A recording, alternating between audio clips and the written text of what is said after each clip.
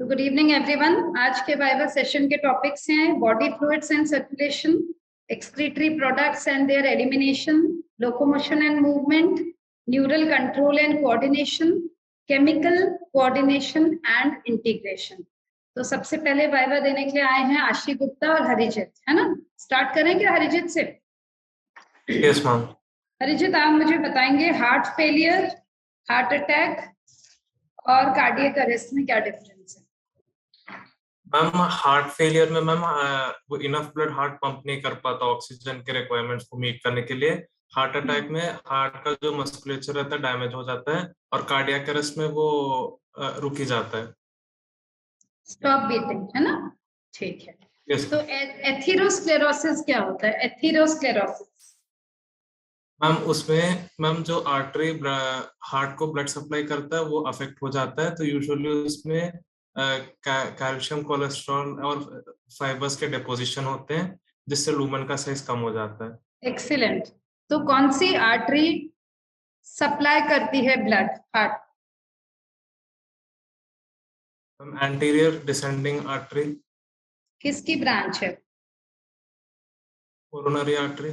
Excellent, ठीक है, बहुत अच्छे। चलिए अब मुझे आप एक बात बता दीजिए, ईयर पूरा याद किया है?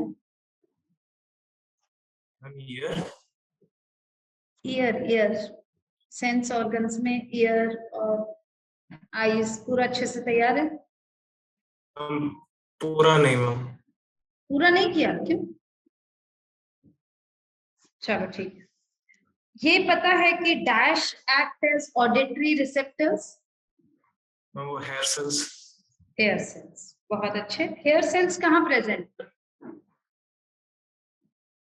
मैम वो मेम्ब्रेनस लैब्रिन्थ के अंदर। दानिश आप बता दो, हेयर सेल्स कहाँ present? Ma'am hair cells organ of Corti के ऊपर रहते हैं, बेसिलर मेम्ब्रेन। देखा, कितना अच्छा बच्चा है मेरा। ऑर्गन ऑफ कोटाई में है। ऑर्गन ऑफ कोटाई कहाँ लोकेटेड है? Basilar membrane. बहुत ही अच्छा बच्चा है। चलो अब बताएगा दानिश। दानिश, ये ब्लाइंड स्पॉट क्या होता है? मैम जो रेटिना रहता है उसके जो पोस्टीरियर साइड पर नहीं, जहाँ से ऑप्टिक नर्व्स निकलती हैं उसको ब्लाइंड स्पॉट कहते हैं। ठीक है, उसको इसलिए बोलते हैं क्योंकि photo receptor cells are not present in that region, है ना। इसलिए उस रीजन को क्या बोलते हैं? Blind spot. चलो अब वापस हरिजित आ जाओ। हरिजित और आशी का चल रहा था वाइवा। हरिजित बेटा, यस मैम। ये एम लाइन क्या होता है? M line? हम एम लाइन एक फाइब्रस मेम्ब्रेनस लाइनिंग होती है, वो ए जोन के मिडिल में रहता है। Ashi, what is M line? Ma'am thin membranous होती है वो। पूरा कंप्लीट बताओ। थिन मेम्ब्रेनस जो एनाइसोट्रोपिक बैंड की होती है। आशी, आपका नेटवर्क थोड़ा गड़बड़ है। दानिश, एम लाइन समझाओ। यस मैम, जो थिक फिलामेंट्स रहते हैं, ए बैंड्स रहते हैं, उनके मिडिल में एम लाइन होती है। कितना बढ़िया एक्सप्लेनेशन, एक लाइन में एक्सप्लेनेशन आ जाना चाहिए, है ना। क्या है? एम लाइन को रिपीट करते हैं। The thick filaments in the A band are also held together in the middle of, middle बीच में क्या है? एक फाइब्रस मेम्ब्रेन है जिसको क्या बोलते हैं? M line. क्लियर है? ठीक है। हरिजित, about dash percent of body weight in humans is contributed by muscles. 55। आशी? Ma'am 40 to 50। वेरी गुड, ठीक है। आशी, अब आप थोड़ा सा मुझे और समझाएंगे। Dash elements are involved in amoeboid movement. मैंने कुछ साइटोस्केलेटल एलिमेंट्स बताए थे आपको जब सेल चैप्टर पढ़ाया था। Dash elements are involved in amoeboid movement. Ma'am microfilaments. Excellent, याद था क्या सबको? Yes ma'am. अगर किसी को भी डाउट हो तो मेरे मॉड्यूल में सेल वाले जो चैप्टर है उसमें ये एक पूरा बॉक्स बना हुआ है और ये इम्पोर्टेंट है। तो आप देखो, वैसे तो एनसीईआरटी के बाहर कुछ नहीं आएगा, पर जैसे कुछ टॉपिक्स होते हैं जैसे स्पेशल क्रोमोसोम्स हो गए, या ये साइटोस्केलेटल एलिमेंट्स हो गए, या स्टेनिंग टेक्निक्स हो गई कि कौन सा स्टेन यूज करते हैं, है ना। तो उसमें पर्टिकुलरली जो माइक्रोफिलामेंट होते हैं उसका काम है एमीबॉइड मूवमेंट में मदद करना, और उसमें दिया हुआ है, एक बार उस टेबल को याद करना, ठीक है। शांभव और दानिश, आप लोगों की तैयारी अभी 1 नंबर चल रही है ना। यस थोड़ा सा अपन को थोड़ा बिल्कुल 1 या 2% मुझे कुछ आप लोगों से और मेरी डिमांड है एक्चुअली कि मैं आज आपको 5 वर्क असाइन कर रही हूँ। कोडॉन्स पूरे याद कर लेना, yes ma'am. Interaction of genes कर लेना, इंटरएक्शन ऑफ जीन्स वाला टेबल कर लेना, उसके बाद ये वाला साइटोस्केलेटल एलिमेंट्स वाला पूरा टेबल कर लेना, उसके अलावा स्पेशल क्रोमोसोम्स यानी कि लैम्ब्रश और पॉलीटीन क्रोमोसोम्स ये कर लेना, और स्टेनिंग टेक्निक्स। अगर आपने इतना कर लिया ना तो मतलब बिल्कुल आपको स्मूथली इजीली फुल मार्क्स मिल जाए, ठीक है ना बच्चों। थोड़ा थोड़ा सा 1 या 2% अपन को बाहर का पता होता है कि कहाँ से आएगा, तो कर लेना चाहिए, ठीक है। तो आशी के लिए अब next question. Ashi ji, yes ma'am. What is H zone? Ma'am जहाँ पर I band does not ma'am जहाँ पर आई बैंड और जो ए बैंड है वो दोनों ओवरलैप नहीं करते हैं। हाँ, ये आपने अच्छे से बोला है, थोड़ा सा उसको और रिफाइंड तरीके से दानिश बताओ। एच जोन मैम जो सेंट्रल पार्ट होता है थिक फिलामेंट का, वहाँ पे ओवरलैपिंग नहीं होती है। Very good. The central part of thick filament not overlapped by thin filament is called H zone, ठीक है।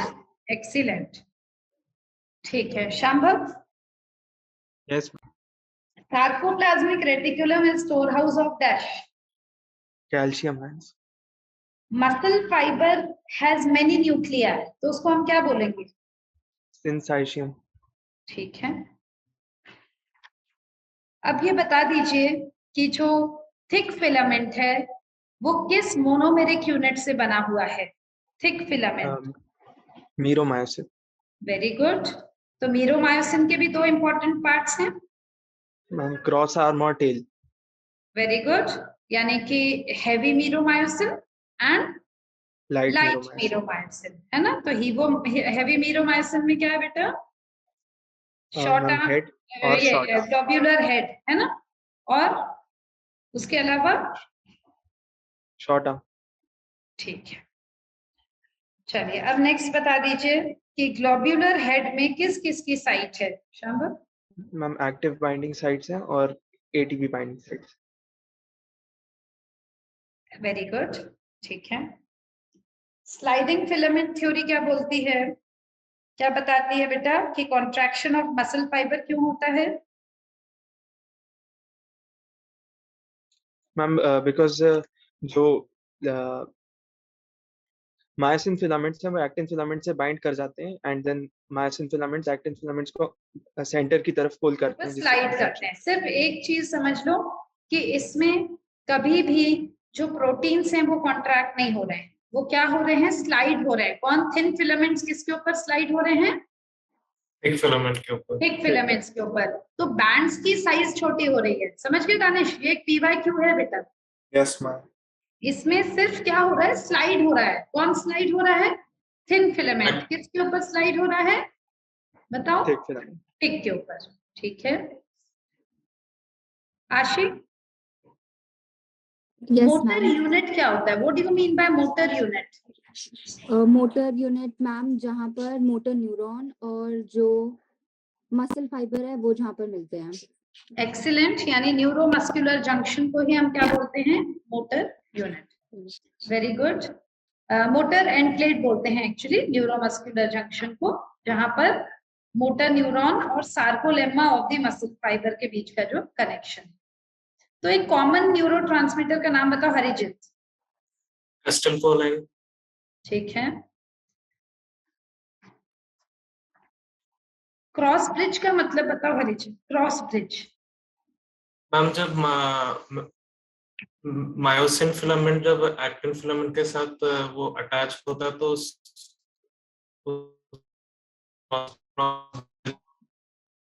हरिचित मुझे ना बहुत वीक नेटवर्क दिखा रहा है, यहाँ से आपकी आवाज नहीं आ रही मुझे।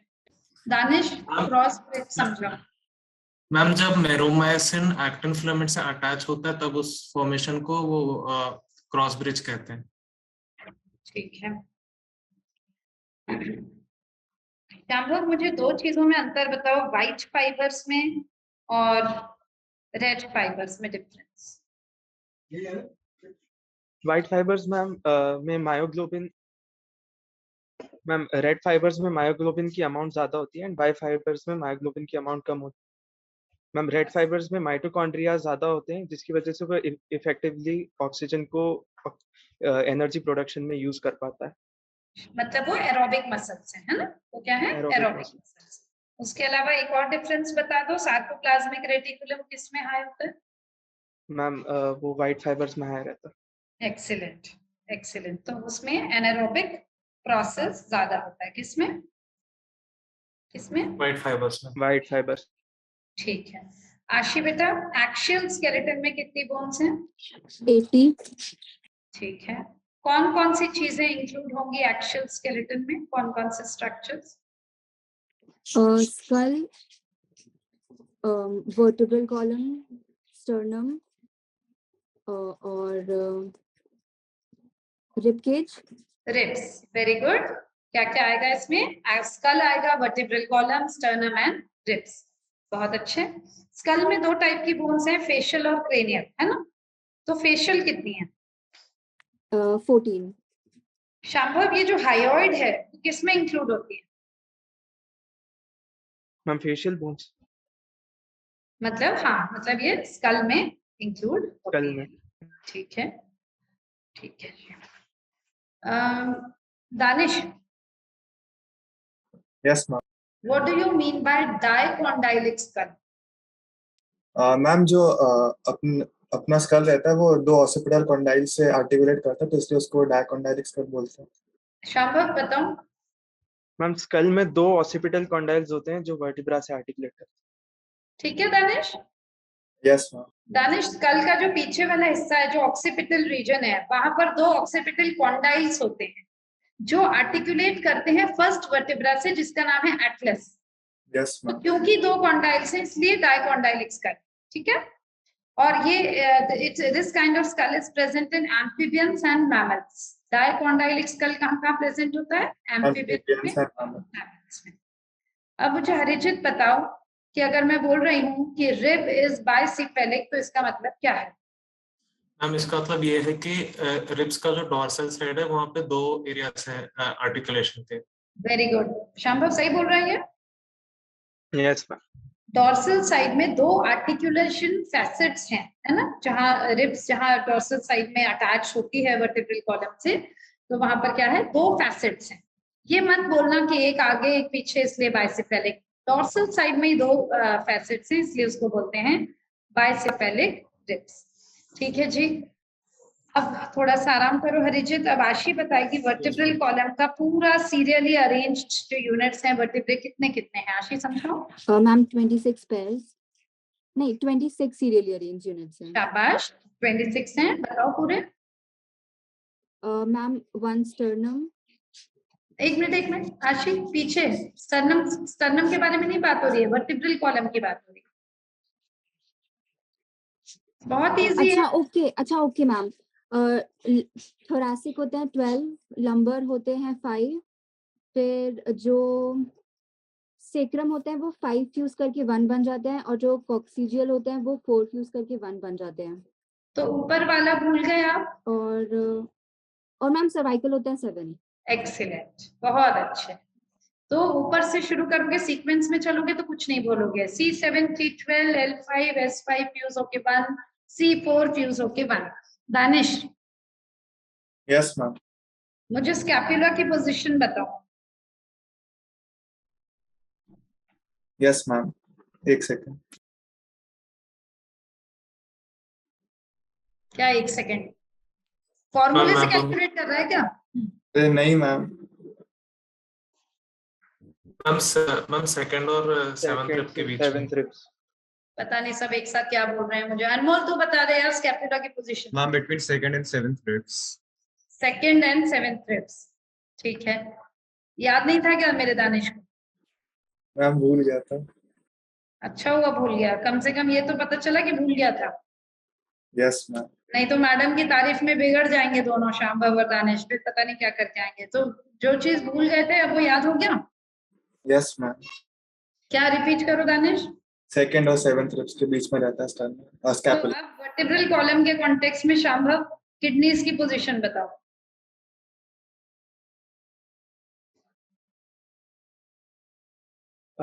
मैम लास्ट थोरैसिक से थर्ड लंबर।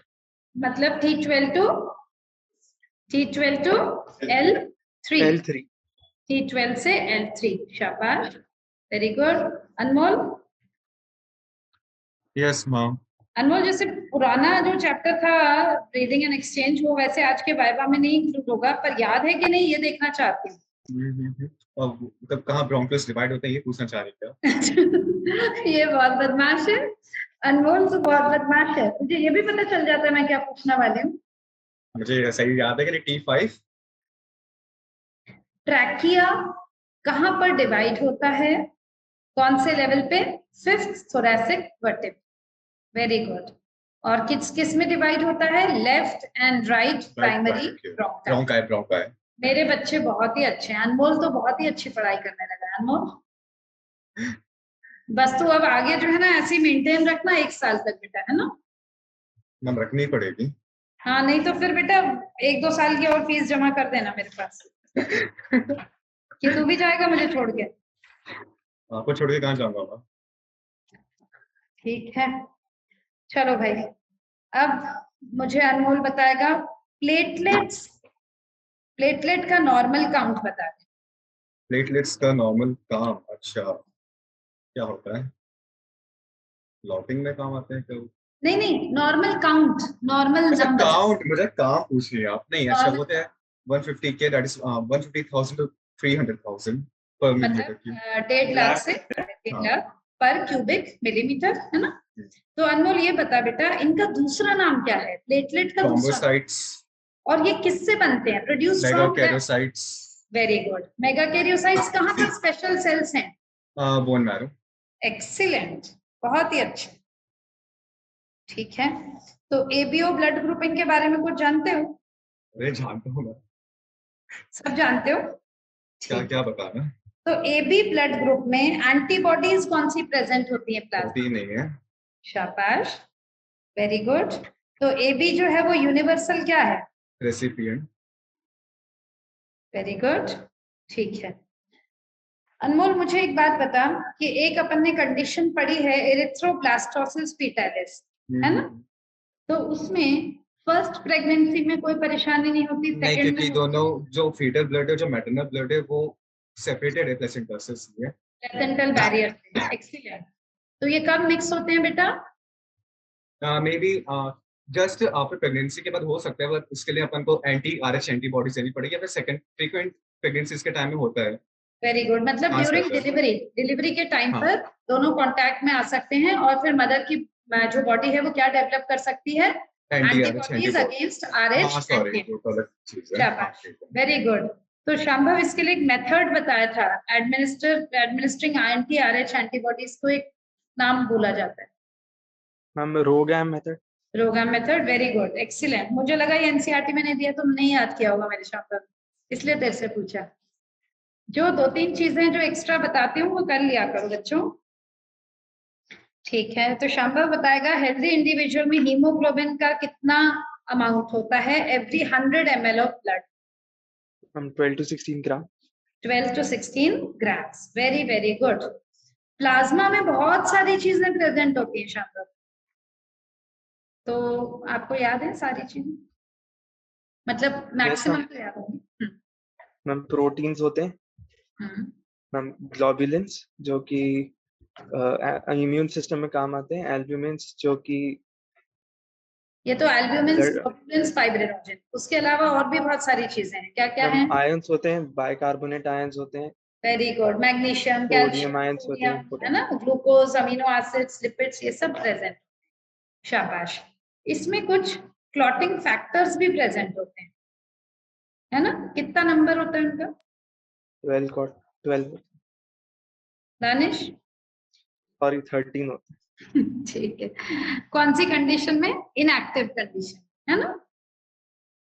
ये क्वेश्चन आएगा बेटा इनकरेक्ट करेक्ट में। ये क्या होते हैं, किस कंडीशन में होते हैं? Inactive Inactive. कंडीशन। ये एक्टिवेट कब हो जाते हैं? इंजरी के बाद। ठीक है ना? तो हरिजित,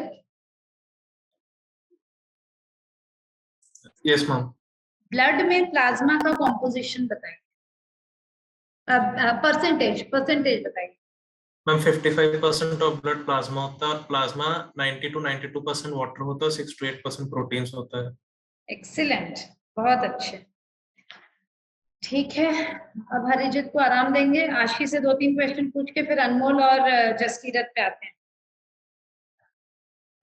आशी, what defines serum? Serum Ma'am, blood without the clotting factors. Danish? And plasma without clotting factor. आशी क्या गलती करी? Ma'am, plasma था वो। ब्लड में तो फॉर्म्ड एलिमेंट्स भी हैं। Yes, अब ये ma'am. कह रहे हैं सिर्फ प्लाज्मा, प्लाज्मा में से भी क्लॉटिंग फैक्टर्स हटा दो तो क्या बन जाएगा? Serum. ठीक है ना? वाइवा Yes, सुनने ma'am. से आधी आधी चीजें तो वैसे ही। श्रीमयी सुन रही है ना वाइवा? श्रीमयी है बच्चे? श्रीमयी सुनाई दे रहा है? आवाज क्लियर है सबकी? Yes, ma'am. कुछ फायदा हो रहा है बेटा? वाइवा सुनते जाओ, याद होता जाएगा। Yes, ma'am. शाबाश। आज बहुत अच्छा चॉकलेट लाई थी दानिश मेरे लिए श्रीमयी। क्यों? अब मतलब क्यों, मतलब ला नहीं सकती क्या? तू नहीं लाता तो वो भी नहीं ला सकती? ये मुझे सर मतलब कुछ होगा इसलिए लाई होगी सर। अच्छा, ठीक है। तो अब बताएंगे हमारे अनमोल। अनमोल जी? Yes ma'am. अनमोल, आप अभी मैं WBC के बारे में कुछ पूछ रही हूँ, ठीक है? तो आप मुझे बता दो, dash and dash are phagocytic in nature. Neutrophils and monocytes. Excellent. Eosinophils के परसेंट बता। 2 to 3%। एक्सीलेंट। आप मुझे बताओ ल्यूकोसाइट्स में और आरबीसी में, दोनों में किसमें न्यूक्लियस होता है, किसमें नहीं होता? और दूसरा, उनका नॉर्मल काउंट कितना? इरिथ्रोसाइट्स में नहीं होता है, वाइल ल्यूकोसाइट्स में होता है। इरिथ्रोसाइट्स का काउंट है 5 to 5.5 मिलियन पर मिलीमीटर क्यूब और WBCs का क्या था 6000 to 8000 पर मिलीमीटर क्यूब। वेरी गुड, बहुत अच्छे। ठीक है, अब आ जाते हैं लीस्ट कौन से हैं? जितने भी WBC हैं, लीस्ट कौन से? बेसोफिल्स। Very good. कितना परसेंट है? 0.5 to 1%। इतने अच्छा बच्चा है मेरा। ठीक है, अब आ जाओ हमारा जसकीरत। जसकीरत? Yes ma'am. दिख ही नहीं रहा है मुझे जसकीरत। मैम आप भी। तो जसकीरत बताएगा। जसकीरत एक लाइन रीड कर रही हूँ, जरा कंप्लीट करके बताना। क्यों हंस रहा है उसके ऊपर अनमोल? मैम इसका तो बाल नहीं थे ना। दानिश, इसके पहले वीडियो में बाल नहीं दिख रहे थे, अब बाल तो थे उसके, बाल दिख नहीं रहे थे, तो हमने उसको सलाह दी कि अगले वीडियो में बाल खोल के बैठना पाएगा देने। भाई के सबसे ज्यादा बाल है उसके दिखने दे रहा। चलो, तो जसकीरत बताएगा। जसकीरत? Yes ma'am. जरा एक लाइन रीड कर रही हूँ, समझाना जरा क्या बोल रहे हैं। थ्रोम्बिन्स कैसे बनते हैं बेटा? प्रोथ्रोम्बिन से। थ्रोम्बिन कैसे बनते हैं? प्रोथ्रोम्बिन से। कैस्केड प्रोसेस में होता है तो प्रोथ्रोम्बिन से, अच्छा प्रोथ्रोम्बिन से थ्रोम्बिन बनते हैं। किस एंजाइम के अच्छा कारण? थ्रोम्बोकाइनेज से। अच्छा थ्रोम्बोकाइनेज। थ्रोम्बोकाइनेज, वेरी गुड, शाबाश। किसी पर्टिकुलर आयन का भी इंपॉर्टेंट रोल होता है ब्लड क्लॉट? कैल्शियम। कैल्शियम, बहुत अच्छे। ठीक है, फाइब्रिन्स जो है वो फाइब्रिनोजन से कैसे बने? वो थ्रोम्बिन से एक्टिवेट हो जाते हैं। किससे? थ्रोम्बिन की प्रेजेंस। Yes ma'am. यही बोला था कि कुछ और बोला था? मैम थ्रोम्बिन ही बोला था। अच्छा अच्छा, ठीक है। ये लैक्टियल्स क्या होते हैं? जिसकी लैक्टियल्स मैम विलाय होते हैं इंटेस्टाइन में, जिसके थ्रू फैट्स का एब्जॉर्प्शन होता है। लैक्टियल्स विलाय होते हैं? नहीं, विलाय नहीं होते, सॉरी, लिम्फ वेसल्स। वो हंस रहा है अनमोल तेरे ऊपर, है ना? अरे मुंह से निकल गया गलती से। नहीं नहीं, अब जैसे जैसे तू तेरे से उम्मीदें बढ़ती जाती है तो तेरे मुंह से उल्टा सीधा निकलने लग जाता है यार, ऐसे थोड़ी होता है। अब देखना दानिश कैसे बताएगा। दानिश, लैक्टियल क्या होते हैं? मैम लिम्फ में रहता है लैक्टियस, जिनसे फैट्स अब्सॉर्ब होता है। शांभव, लैक्टियल क्या होते हैं? मैम इंटेस्टाइन में लिम्फ वेसल्स प्रेजेंट होते हैं। Lymph fat vessels. Globules. Ma'am मैंने लिम्फ वेसल बोला तो था बाद में। एक तो पता नहीं क्या उल्टे सीधे आंसर देता है, फिर मैं गुस्से के मारे सुनती नहीं हूँ तो फिर बोलता है यही तो बोला था। चलो ठीक है, अब जरा बताएंगे जसकीरत कि ये इंटरस्टिशियल फ्लूइड क्या होता है? इंटरस्टिशियल फ्लूइड क्या होता है? हम जो मतलब कैसे एक्सप्लेन करूं सोच। क्या कैसे एक्सप्लेन करूं? एक मिनट रुको। हाँ, और मतलब अच्छा अच्छा, एक मिनट रुको, अभी मैं बताती हूँ कैसे एक्सप्लेन करते हैं। पूर्वी राजपूत, समझाओ इनको इंटरस्टिशियल फ्लूइड कैसे लगता है। मैम वो जो ब्लड कैपिलरी से जो एक्स्ट्रा फ्लूइड बाहर आता है वो लिम्फ या टिश्यू फ्लूइड बनाता है। Very good. देखो, as the blood passes through the capillaries, some amount of water along with nutrients and small proteins get filtered, और इसी को ही हम बोलते हैं इंटरस्टिशियल फ्लूइड। तो इसको बताने में क्या कष्ट हो रहा था तुम्हें जसकीरत? मैम मैं समझ नहीं पा रहा था आप एग्जैक्टली क्या सुना। जसकीरत को क्या क्या चाहिए? एक वन वर्ड वाला कि जल्दी से बता के फ्री हो जाओ, है ना जसकीरत? हम वन वर्ड वाले पूछिए। ठीक है, मेहनत करनी नहीं है। इनकम्प्लीट डबल सर्कुलेशन किसमें होता है जसकीरत? इनकम्प्लीट डबल सर्कुलेशन होता है अपना रेप्टाइल्स में होता है, एम्फीबियंस में होता है एक्सेप्ट क्रोकोडाइल। दानिश, सही तो बोला। इसने सभी में बोल दिया, एम्फीबियंस में भी, रेप्टाइल्स में भी। नहीं मैम, उसने एक्सेप्ट क्रोकोडाइल क्रोकोडाइल बोला था मैम। बोला उसने मैम। अच्छा, हाँ मैम आज आप सही मेरे पीछे क्यों पड़े? मैम को सही भी सुनाई देगा तेरा। हाँ क्या बोल रहे हैं कि मैडम कुछ पीछे पड़ गई है इसके जसकीरत के? मैम सही तो बोला ये वाला। आज कुछ थोड़ा सा डिस्टर्ब लग रहा है तेरा वाइबा मुझे। हाँ मुझे भी।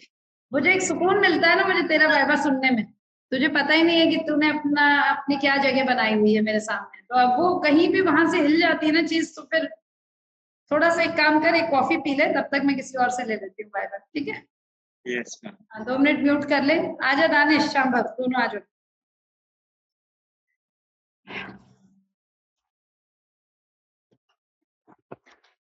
Danish, heart is dash derived organ, कौन सी लेयर से डिराइव्ड है?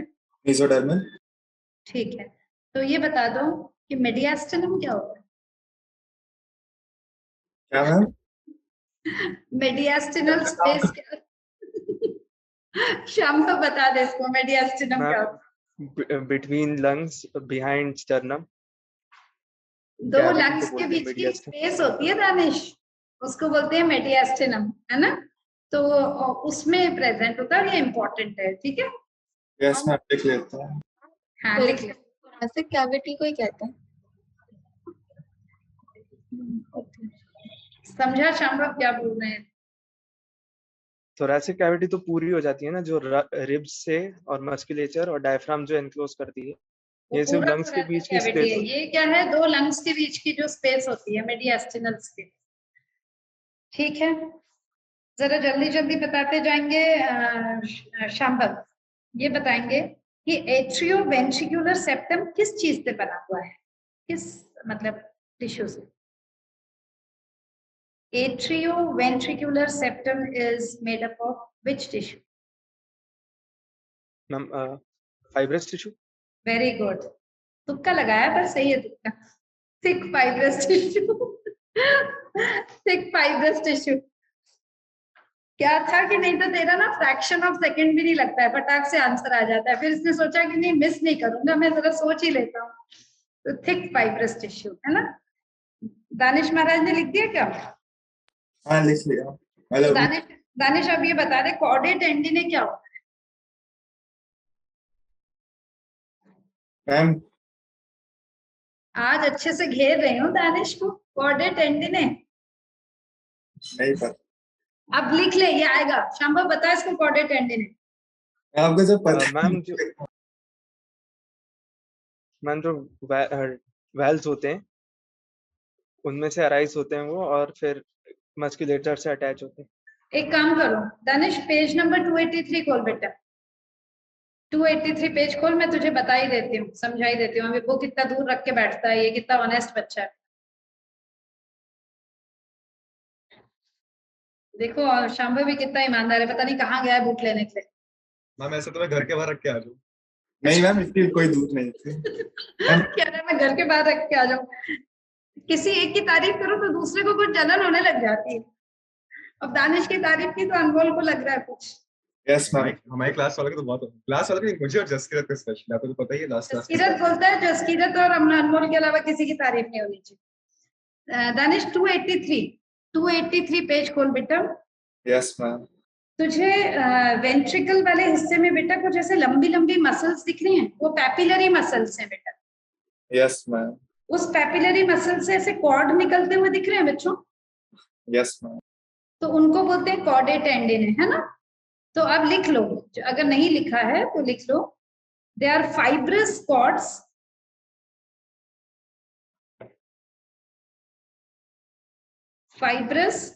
cord-like structures connected to the papillary muscles.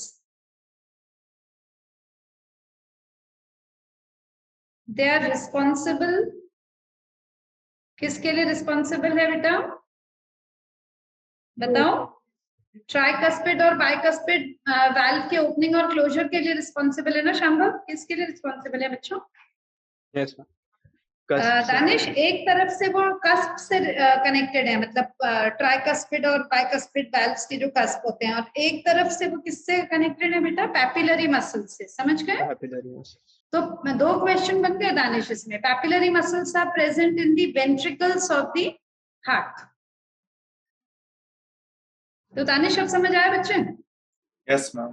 क्या दिखा आपको? वेंट्रिकल दिखे, वेंट्रिकल में लंबे लंबे मसल्स हैं जिनको पैपिलरी मसल्स बोलते हैं। उनके बीच में आप देखेंगे इलास्टिक कॉर्ड्स हैं जो कनेक्ट कर रहे हैं पैपिलरी मसल्स को और ट्राइकस्पिड और बाइकस्पिड वाल्व्स को, है ना। They help in opening and closure of the valves. ठीक है, अब वही क्वेश्चंस पूछे जाएंगे जो थोड़ा सा लगेगा कि आप लोगों से छूट गए, क्योंकि बाकी सब आता है आपको। ठीक है भाई, अब बता दो, एक क्वेश्चन आएगा हार्ट बीट के ऊपर, number of heart beat and वो सब कर लोगे ना? Yes ma'am. शाबाश, ठीक है। तो ड्यूरेशन ऑफ कार्डियक साइकिल क्या है? 0.8 सेकंड्स। ठीक है। स्ट्रोक वॉल्यूम क्या है? 70 ml। आगे ml। स्ट्रोक वॉल्यूम का दूसरा नाम? Beat volume. Excellent, excellent. Cardiac output क्या है? Ma'am stroke volume into number of beats per minute. Tentatively अगर हम देखें कितना आ गया? 5000, मतलब 5 लीटर। वेरी गुड, शाबाश, ठीक है। ये बताओ ईसीजी हमें लेने के लिए हम इलेक्ट्रिक लीड्स कहाँ कहाँ पर लगाते हैं? दानिश हंस रहा है आज, क्या दानिश? एक सेकंड, एक मिनट भाई, उसको सब आता है, रुक जाओ। हाँ मैम, एक पैर के कोई से फिंगर पे और 2 हाथ पे, ऐसा कुछ है ना? फिंगर पे, ठीक। शांभव बता कहाँ पर लगाते तो हम दोनों रिस्ट पे और एक लेफ्ट एंगल। देखो नॉर्मली हम लोग 3 लीड्स लगाते हैं, 1 to each wrist। रिस्ट होता है ना, wrist. 1 to each wrist and to the left ankle। याद हो गया Danish? Yes ma'am. 1 to the each wrist and to the left ankle, 3। और उसके बाद डिटेल्ड इवैल्यूएशन के लिए मल्टीपल लीड्स अटैच कर सकते हैं चेस्ट रीजन, ठीक है? Yes ma'am. और फिर से रिपीट करते हैं दानिश, 3 लीड्स लगाई जाती हैं 2 2 wrist in the wrist and 1 in the ankle. कौन सा ankle? Left ankle. ठीक है. मल्टीपल लीड्स लगाई जा सकती हैं चेस्ट रीजन में. ठीक है ना बच्चे? यस ठीक है. अब जरा बताती हूँ अनमोल को और जसकीरत को. आ जाओ. जसकीरत, हो गया कॉफी वॉफी पी ली? तो जसकीरत के साथ आ जाओ अनिरुद्ध.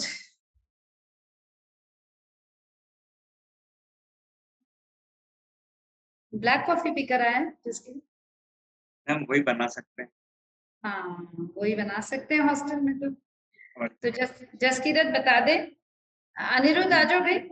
जसकीरत बताएगा पी वेव किसको रिप्रेजेंट करती है? पी वेव रिप्रेजेंट, ठीक है, ventricular diastole.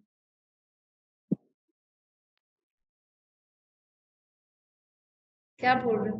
P for parrot. अच्छा, पी मैंने टी सुना मैम. क्या मेरे प्रोनाउंसिएशन में कोई दिक्कत था क्या दानिश? टी को टी सुनाई दे रहा था. मैम उसको सुनाई नहीं देता है. अच्छा, पी से मैम होता है एट्रियल सिस्टोल. एक्साइटेशन और depolarisation of atria. Very good. QRS represents ventricular contraction या फिर depolarisation of ventricles. T wave. T ट. मैं टी वाले बताई तो थी. हाँ, डिपोलराइजेशन ऑफ वेंट्रिकल्स. ठीक है. End of T. End of T marks the end of the cardiac cycle. End of systole. End of systole. Systole. अच्छा वैसा. ठीक है ना? End Yes, of systole. ठीक है. अब से ज्यादा तारीफ नहीं करेंगे, ये जसकीरत का वाइवा बिगड़ जाता है. चलो, अब ये बताएगा मुझे अनिरुद्ध. अनिरुद्ध है क्या? Yes ma'am. अनिरुद्ध ये बताएगा बच्चे कि ट्यूनिका इंटीमा किससे बनी हुई है, ट्यूनिका एक्सटर्ना किससे बनी हुई है? ट्यूनिका इंटीमा बनी है एंडोथीलियम से और ट्यूनिका एक्सटर्ना बनी है कोलेजन फाइबर से. Very good. Fibrous connective tissue with collagen fibres. बहुत अच्छे. ठीक है. ये हिपैटिक पोर्टल वेन क्या करती है अनिरुद्ध? हेपेटिक पोर्टल वेन ये किडनीज और इंटेस्टाइन के बीच में वो कनेक्शन करती है. दानिश? मैम इंटेस्टाइन से लिवर में ब्लड देती है. अनिरुद्ध, किडनी कहाँ से आ गया? किडनी वाली जो है वो रीनल पोर्टल वेन होती है, वो एम्फीबियंस में और फिशेस में होती है, हमारे में नहीं है रीनल पोर्टल. गलती कंफ्यूज कर दी गलती से. कोई बात नहीं, कोई बात नहीं, कोई बात नहीं. Hepatic portal vein carries blood from intestine, है ना? ठीक है. अब आ जाओ अनिरुद्ध. एक चीज बताएंगे बच्चे कि वैसे हमारा हार्ट जो है वो मायोजेनिक है ना? ऑटो एक्साइटेबल है. नॉर्मल एक्टिविटीज तो उसकी इंट्रिंसिकली ही रेगुलेट होती हैं. ठीक. पर कभी कभी वो मॉडरेट हो सकता है उसकी एक्टिविटीज, है ना? जैसे हमारा हार्ट रेट कभी बढ़ सकता है कभी कम. तो कौन कौन रिस्पॉन्सिबल है बेटा? मैम ये एक एड्रिनल मेडुलरी हॉर्मोन्स और पैरासिम्पैथेटिक और सिंपैथेटिक नर्व्स. Very good. तो पैरासिम्पैथेटिक का काम क्या है? ये वो कार्डियक आउटपुट कम करेगा, स्ट्रेंथ ऑफ कॉन्ट्रैक्शन कम करके, और एक और क्या शब्द है, एक्शन पोटेंशियल को कम करना, है ना? कार्डियक आउटपुट को कम करना. और सिंपैथेटिक का काम क्या है? बढ़ाना. ठीक है. सिंपैथेटिक और पैरासिम्पैथेटिक एंटागोनिस्टिक होते हैं ना अनिरुद्ध? Yes ma'am. ठीक है. हाइपरटेंशन हम कैसे बोलेंगे? किस वैल्यू को हम हाइपरटेंशन में काउंट करते हैं? 140/90 होना चाहिए. Very good. रिपीटेड चेक्स, है ना? एक आध बार जैसे अभी जसकीरत का हो सकता है बढ़ा हुआ हो, तो अभी नहीं हम बोलेंगे. इसको लग रहा है कि क्या है, मेरा वाइवा क्यों बिगड़ रहा है ना जसकीरत? ठीक है. चलिए ठीक. ये एंजाइना क्या होता है अनिरुद्ध? एंजाइना चेस्ट पेन होता है. हाँ, वो ब्लड सर्कुलेशन की कमी से. जसकीरत एक्सप्लेन करो एंजाइना का पेन. एंजाइना चेस्ट में पेन होता है जब सफिशिएंट अमाउंट ऑफ ऑक्सीजन, मतलब ब्लड सप्लाई नहीं होता हार्ट. एक्यूट चेस्ट पेन जब इनफ ऑक्सीजन नहीं मिल रहा है ना? एंजाइना का लिटरल मीनिंग होता है टू क्राई. मसल्स जो है, मसल्स को ऑक्सीजन नहीं मिल रहा है. Very good. ठीक है. चलिए अब शांभव, ये लिम्फ और इंटरस्टिशियल फ्लूइड में कुछ अंतर होता है?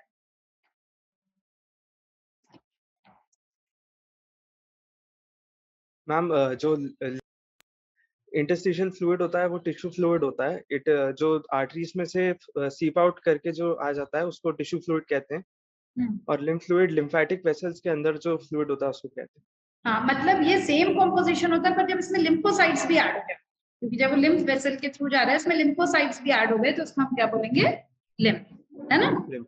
शाबाश, ठीक है। हाँ दानिश, इन दोनों के बाद कामरान की ही बारी है। अरसलान नहीं आया क्या हमारा? मैम नहीं आया। ठीक है, चलिए। तो अनिरुद्ध आप बताइए बेटा, लीस्ट टॉक्सिक नाइट्रोजनस वेस्ट क्या है? Uric acid. बोनी फिशेस जो हैं वो उसमें क्या मतलब अमोनोटेलिज्म है, यूरियोटेलिज्म है या यूरिकोटेलिज्म? यूरियोटेलिज्म। शाम्भव से मोनोटेलिज्म। सोच के बोलो यार तुम। बोनी फिशेस में क्या है? अमोनोटेलिज्म। ठीक है, तो जसकीरत बताएगा। जसकीरत? Yes ma'am. अमोनिया जो है वो रेडिली सॉल्युबल होता है, Yes, तो एक्सक्रीट हो जाता है बॉडी सरफेस से in the form of dash ions. Ammonium ion. Kidneys का क्या रोल होता है अमोनोटेलिक ऑर्गन, मतलब नो सिग्निफिकेंट रोल। तो अमोनिया बनता ही नहीं है क्या यूरियोटेलिक ऑर्गेनिजम्स में? मैम बनता है, वो कन्वर्ट हो जाता है यूरिया में। कौन से ऑर्गन में? लिवर में। कौन सी साइकिल से? Ornithine cycle. Ornithine cycle. अब ये मुझे परसों बोलेगा क्लास में कि आप बाहर का क्यों पूछते हो मेरे से? मैम वही पढ़ लेता मैं गलती से। ठीक है, ठीक है। अब ये बता दे कि प्लैटीहेलमिन्थेस में एक्सक्रीटरी स्ट्रक्चर्स क्या है? होते हैं सोलानोसाइट। जी, सोलानोसाइट। अच्छा, ठीक है। अब ये बता एम्फिऑक्सिस में क्या होता है? क्या आता है यार? कोई बात नहीं, अनिरुद्ध बता बेटा। Nephridia. Shambhav? Protonephridia. Very good, protonephridia. किसमें? एम्फिऑक्सिस में, है ना? ये ग्रीन ग्लैंड्स किसमें होते हैं अनिरुद्ध? क्रस्टेशियंस में। कॉक्सल ग्लैंड्स किसमें होते हैं? नहीं याद नहीं है, sorry. Danish, coxal glands spider में होते हैं। स्पाइडर लिख दो। गैस मारा। ये लड़का मेरा बहुत तेज है, कह रहा है गैस मारा था। मैम मुझे कुछ तो याद आ रहा था पिछले साल का। अरे तेरे अंदर बहुत दिमाग है, सही बता रही हूँ। तू बस अनमोल की संगत छोड़ दे, दोनों बहुत मस्तीखोर हो। हाँ मैम, अनमोल पे गाड़ रहा है। मैम एक बार रिपीट कर दीजिए, कॉक्सल ग्लैंड्स किसमें होते हैं? Coxal glands are present in spider. Anmol ये कह रहा है तू बिगाड़ रहा है उसको। अनमोल अब मैं क्या ही बोल सकता हूँ। चलो लिखो कॉक्सल ग्लैंड। वो पेंसिल ढूंढ रहा है यार, वो सुन ही नहीं रहा है जसकीरत की बात। कॉक्सल ग्लैंड के आगे लिख दो स्पाइडर।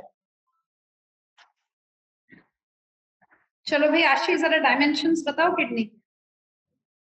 मैम 2 to 3 थिकनेस में, 5 to 7 विड्थ में और 10 to 12 लेंथ में। 10 to 12 centimetre in length. Very good, ठीक है। तो अब आ जाइए अनिरुद्ध, आप 2-3 क्वेश्चंस और बता दीजिए मुझे। कॉलम्स ऑफ बर्टनी बता दो फटाफट। कॉलम्स ऑफ बर्टनी जो चलते कॉर्टेक्स का इन्वर्जनेशन मेडुला में जो रहता है। Very good. Medullary pyramids lead into dash. Medullary pyramids के बाद छोटे छोटे स्ट्रक्चर्स। ये कैलिक्स। कैलिक्स, फिर calyces open into a wider structure known as hilum. Pelvis. Pelvis, ठीक है। अनिरुद्ध अब एक चीज बता दे बच्चे, डक्ट ऑफ बेलिनी क्या होता है? Duct of Bellini. Danish, duct of Bellini. Shambhav? Shambhav मुस्कुरा रहा है कि आज तो मैडम अंदर अंदर से ये आएगा बेटा। डक्ट ऑफ बेलिनी लिख लो, इंपॉर्टेंट चीजें हैं डक्ट ऑफ बेलिनी। क्या लिखना? लिखो बहुत सारे collecting duct, many collecting ducts, leads to a straight duct known as duct of Bellini. समझ गए बच्चे? Many collecting ducts lead to Many collecting ducts lead to a straight duct known as duct of Bellini. और duct of Bellini अपना जो content है वो empty कर देगा कैलिक्स में. कैलिक्स समझ गए ना? yes दानिश संभव, ये बहुत इंपॉर्टेंट है बच्चों. जो कलेक्टिंग डक्ट्स हैं, बहुत सारे कलेक्टिंग डक्ट जो हैं वो lead to straight duct known as duct of Bellini. Duct of Bellini जो है अपना कंटेंट कहां पर दे देगा बच्चे? कैलिक्स. ठीक है, ठीक है. चलिए जी, अब आ जाओ. मुझे कामरान और पूर्वी राजपूत.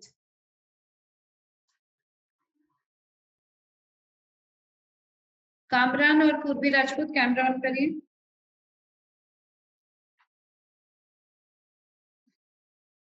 थोड़ा सा जल्दी कर लीजिए, टाइम वेस्ट हो रहा है. कामरान. Yes ma'am. शुरू करिए. हाँ मैम, ये डक्ट्स ऑफ बेलिनी वाले कहाँ थे एनसीईआरटी में? नहीं दिया ना, पर आएगा बेटा. पूरे 11-12 मिला के 100 पॉइंट्स तो बोलती हूँ करने के लिए. वो आप लोगों को नोट करने पड़ेंगे और मैं एक स्पेशल सेशन रखूंगी इसी चीज के लिए. 1-2 क्वेश्चन उसमें से आएंगे ही आएंगे. चलो, अब ये बताएगा मुझे कामरान. कामरान बेटा, एक लाइन रीड कर रही हूँ, जरा समझाओ. Glomerulus is a tuft of capillaries formed by dash arteriole. कौन सा arteriole? Efferent arteriole. Excellent. 2 type के नेफ्रॉन्स होते हैं. कौन कौन से? कॉर्टिकल और जक्स्टामेडुलरी नेफ्रॉन्स. कितना % होते हैं जक्स्टामेडुलरी? मैम 90%. Ma'am 15 to 20. 15 से 20% होते हैं कामरान. 15 से 20 होते हैं जक्स्टामेडुलरी नेफ्रॉन्स. तो पूर्वी राजपूत बताएगी कि कॉन्सेंट्रेशन ऑफ यूरिन में किसका रोल है? मैम लूप ऑफ हेनले और कलेक्टिंग डक्ट. मतलब लूप ऑफ हेनले और वासा रेक्टा का काउंटर बैलेंस. मतलब ये 2 टाइप के नेफ्रॉन्स में से मैं पूछना चाह रही थी कि कौन किसका इंपॉर्टेंट. वासा. अरे बेटा, कौन सा? जक्स्टामेडुलरी. ठीक है.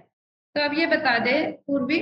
पूर्वी अभी थोड़ी देर हरीचित कैमरा ऑफ करके आराम से बैठो. पूर्वी राजपूत से और कामरान से ही पूछूंगी.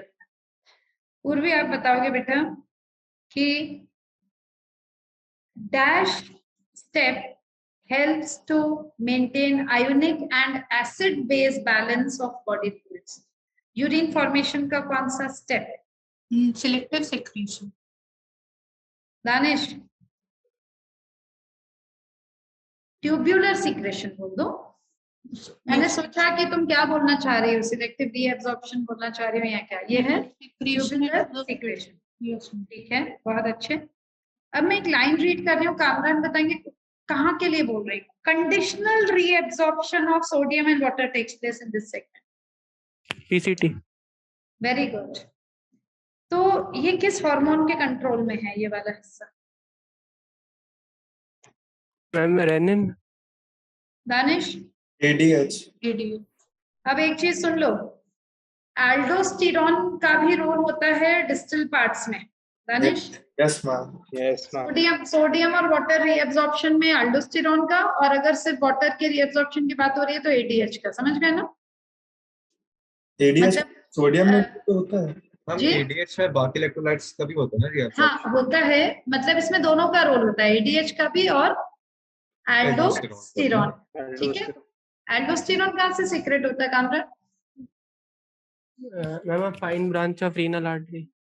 अरे एल्डोस्टेरोन. अच्छा सॉरी, ADH. वो पोस्टीरियर पेट्यूटरी. एक मिनट. एल्डोस्टेरोन को ADH बोलते हैं. एंटी डायूरेटिक हार्मोन होता है. रे एल्डोस्टेरोन. Adrenal cortex. उसका दूसरा नाम बता दो तो याद आ जाएगा इसको. मिनरलोकॉर्टिकॉइड. वो मिनरलोकॉर्टिकॉइड है. 3 कॉर्टिकॉइड्स होते हैं ना, सेक्स कॉर्टिकॉइड, मिनरलोकॉर्टिकॉइड, ग्लूकोकॉर्टिकॉइड. ये उसकी बात हो रही है. Aldosterone is the main mineralocorticoid. ठीक है. थोड़ा सा कंफ्यूज हो गया था कामरान, है ना? तो कामरान अब ये बता दे 70 to 80% of electrolytes in water are reabsorb by this segment. किसकी बात हो रही है?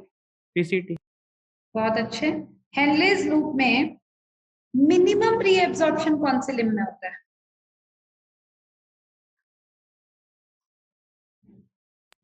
असेंडिंग वाले में। असेंडिंग, है ना? बहुत अच्छे, शाबाश। तो ये बता लूप ऑफ हेनले में 2 लिम्ब हैं, तो कौन सा लिम्ब NaCl के लिए परमिएबल है, कौन सा वाटर के? डिसेंडिंग वाला NaCl और असेंडिंग वाला वाटर के लिए। उल्टा बोल दिया। ये दानिश के कारण कामरान परेशान हो जाता है, घबरा जाता है ना कामरान? डिसेंडिंग जो है वो वाटर के लिए और असेंडिंग जो है वो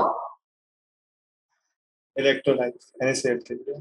ठीक है, चलिए कामरान अब थोड़ा सा रिलैक्स हो जा, 5 मिनट पानी पी ले, ठीक है?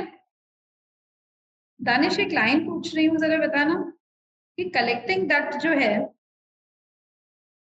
उससे क्या क्या रीअब्सॉर्ब हो सकता है और क्या क्या सीक्रेट हो सकता मैम H+ और K+ सीक्रेट होते हैं। Very good.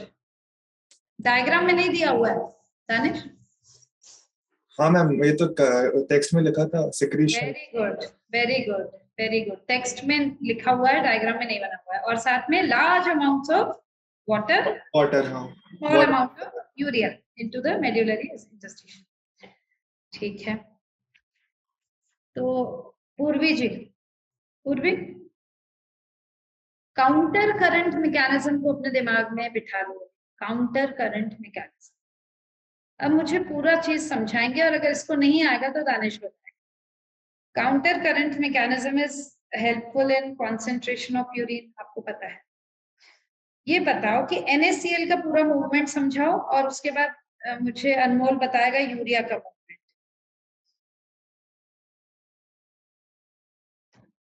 पूर्वी अनम्यूट करो। सॉरी मैम NaCl पहले असेंडिंग लिंब से बाहर निकलता है, फिर उसके बाद वासा रिक्टा के अंदर जाता है। कौन से लिम्ब में? उसका ऊपर वाला असेंडिंग। शांभव थोड़ा अच्छे से समझा दे NaCl का movement. Ma'am ascending limb of loop of Henle से मेड्यूलरी इंटरस्टिशियम में जाएगा, उसके बाद मेड्यूलरी इंटरस्टिशियम से descending limb of loop of Henle में जाएगा, वासा रेक्टा है ना? वासा रेक्टा के डिसेंडिंग में चला जाएगा और फिर वापस रिटर्न हो जाएगा कहां पर? Interstitium, medullary interstitium. ठीक है। अनमोल तो यूरिया का समझा दे बच्चे। मैम कलेक्टिंग डक्ट से पहले thin portion of ascending limb में जाएगा हेनलेज लूप के, फिर वहां से वापस इंटरस्टिशियम में चला जाएगा। बहुत अच्छे, गजब। तो NaCl and urea are responsible for the increasing osmolarity in the medullary interstitium, यानी कि कॉर्टेक्स वाले हिस्से में 300 है, उसके बाद नीचे आते आते 1200। ये क्यों है? कौन कौन से सब्सटेंसेस के कारण? Urea and NaCl and urea. बहुत अच्छे। अब एक लाइन रीड कर रही हूँ जो मुझे कामरान वापस आ जाओ, इतनी जल्दी छूट नहीं मिलेगी। Human kidneys can produce urine nearly dash times concentrated than the initial filtrate form. 99। पता था ये गलत बोलेगा, इसीलिए इसको बुलाया था। 72 4 टाइम्स। सारे परसेंटेज बता दो। किस किस को नहीं याद था भाई ये लाइन? कामरान, जो इनिशियल फिल्ट्रेट बनता है ना बेटा, उसको हम यूरिन नहीं बोलते हैं। जो अल्ट्रा फिल्ट्रेशन से जो बनता है that is known as filtrate. उसमें फिर सिलेक्टिव रीएब्जॉर्प्शन होता है, ट्यूब्यूलर सीक्रेशन होता है। उसके बाद जब यूरिन बन जाती है, उसके बाद भी मैमल्स के अंदर एबिलिटी है कि वो 4 टाइम्स तक कॉन्सेंट्रेट हो सकती है। समझ गए? कामरान को लाइन याद आई कि नहीं आई? एनसीईआरटी नहीं आई? कामरान पता है कहाँ दिया हुआ है? कामरान 297 पेज में दिया हुआ है। तू पता है कहाँ पर सोच रहा है? वो रीएब्जॉर्प्शन वाली कहानी सोच रहा है, फिल्ट्रेट वाली। हम वो नहीं पूछ रहे हैं, हम ये बोल रहे हैं यूरिन एक बार बन गई तो कितना टाइम्स कॉन्सेंट्रेट हो सकती है। समझ गए? 297 पेज में देख लेना। चलो अब जरा बताएंगे पूर्वी। पूर्वी, एंजियोटेंसिनोजन को एंजियोटेंसिन में कन्वर्ट करने का काम किसका? Ma'am rennin. स्पेलिंग बता दो। RENIN। कहाँ से secrete? Kidney juxtaglomerular apparatus. Very good. Juxtaglomerular apparatus के कंपोनेंट्स बताओ दानिश। दानिश से पूछूंगी आज। Ma'am macula densa, JG cells और mesangial cell. Very good, very good, excellent. Lacis cells और क्या है? जेजी सेल्स और मैक्यूलर डेंसा, है ना? तो रेनिन का काम तो पता चल गया। अब ये बताओ शांभव, ADH का काम वैसो कंस्ट्रिक्शन है या वैसो रिलैक्स डायलेशन? मैम वासो कंस्ट्रिक्शन। पक्का? यस। ठीक है। RAS मैकेनिज्म को चेक कौन करता है? आशी? आशी? मैम किसको? Dash keeps a check on RAS mechanism. Renin, angiotensin, aldosterone, ANF. ANF का नेचर क्या है हार्मोन? वैसोडाइलेटर। मतलब केमिकल नेचर क्या? Ma'am protein. पेप्टाइड, है ना? Very good. उसका काम क्या है? वैसोडाइलेशन। कहाँ से सीक्रेट होता है? हार्ट के एट्रिया से। हार्ट से। अच्छा, ठीक है। तो कामरान वापस आ जाओ भाई। दानिश ने बोला कि आज अच्छा वाइवा लेना है कामरान से। अब मैं वही बात मानती हूँ जो दानिश बोलता है, क्योंकि वो एडमिन है ग्रुप। वैसे कुछ नहीं बोला मैम, वो रिवाज अच्छे से नहीं किया। मेन एडमिन है ना? कामरान मुझे एक चीज बता बेटा कि मिक्चुरेशन के टाइम पर जो मसल्स हैं ब्लैडर की और स्फिंक्टर है, उसमें कौन कॉन्ट्रैक्ट होगा, कौन रिलैक्स होगा? स्फिंक्टर वाला रिलैक्स होगा और ब्लैडर वाले कॉन्ट्रैक्ट होंगे। मसल्स जो हैं वो कॉन्ट्रैक्ट होंगी और स्फिंक्टर रिलैक्स होगा। तो मसल का नाम बता दो भाई। अभी अभिषेक बेचारा अभी आया है। अभिषेक अभी आया, बताओ। मैम पता नहीं। डिट्रूसर मसल्स। डिट्रूसर मसल्स लिख लो भाई। डिट्रूसर मसल्स। अभिषेक इतना लेट क्यों आया बेटा? मैम इलेक्ट्रिसिटी कट हो गई थी। अच्छा कोई बात नहीं, ठीक है। अभी तो मेन टॉपिक बचा हुआ है तेरे लिए। पूरा न्यूरल तेरे से पूछूंगी एंडोक्राइन। Yes ma'am. जी मैम। कल तो मैं तेरा वाइवा देख के बहुत ही गजब वाइवा दिया था। मैम सॉरी आज लेट हो गया। अरे कोई बात नहीं ना, अभी तो ये सब लोग बहुत सारे बच्चों का भी बचा हुआ है। चल बता दे जल्दी से कामरान, ऑन एन एवरेज कितना ग्राम यूरिया हम एक्सक्रीट करते हैं पर डे? 12 to 16। 25 to 30, ठीक है? 25 to 30 ग्राम्स। चल अब पूर्वी राजपूत। पूर्वी। Yes ma'am. Dash and dash in urine are indicative of diabetes mellitus. Mellitus, glucose and ketone bodies. Very good. यानी ग्लाइकोसूरिया एंड कीटोन। एक्सीलेंट, बहुत अच्छे पूर्वी। पूर्वी बहुत ही अच्छा पढ़ाई कर रही है आजकल। पूर्वी अब स्वेट का कॉम्पोजिशन बता। मैम स्वेट में NaCl, water, urea, lactic acid.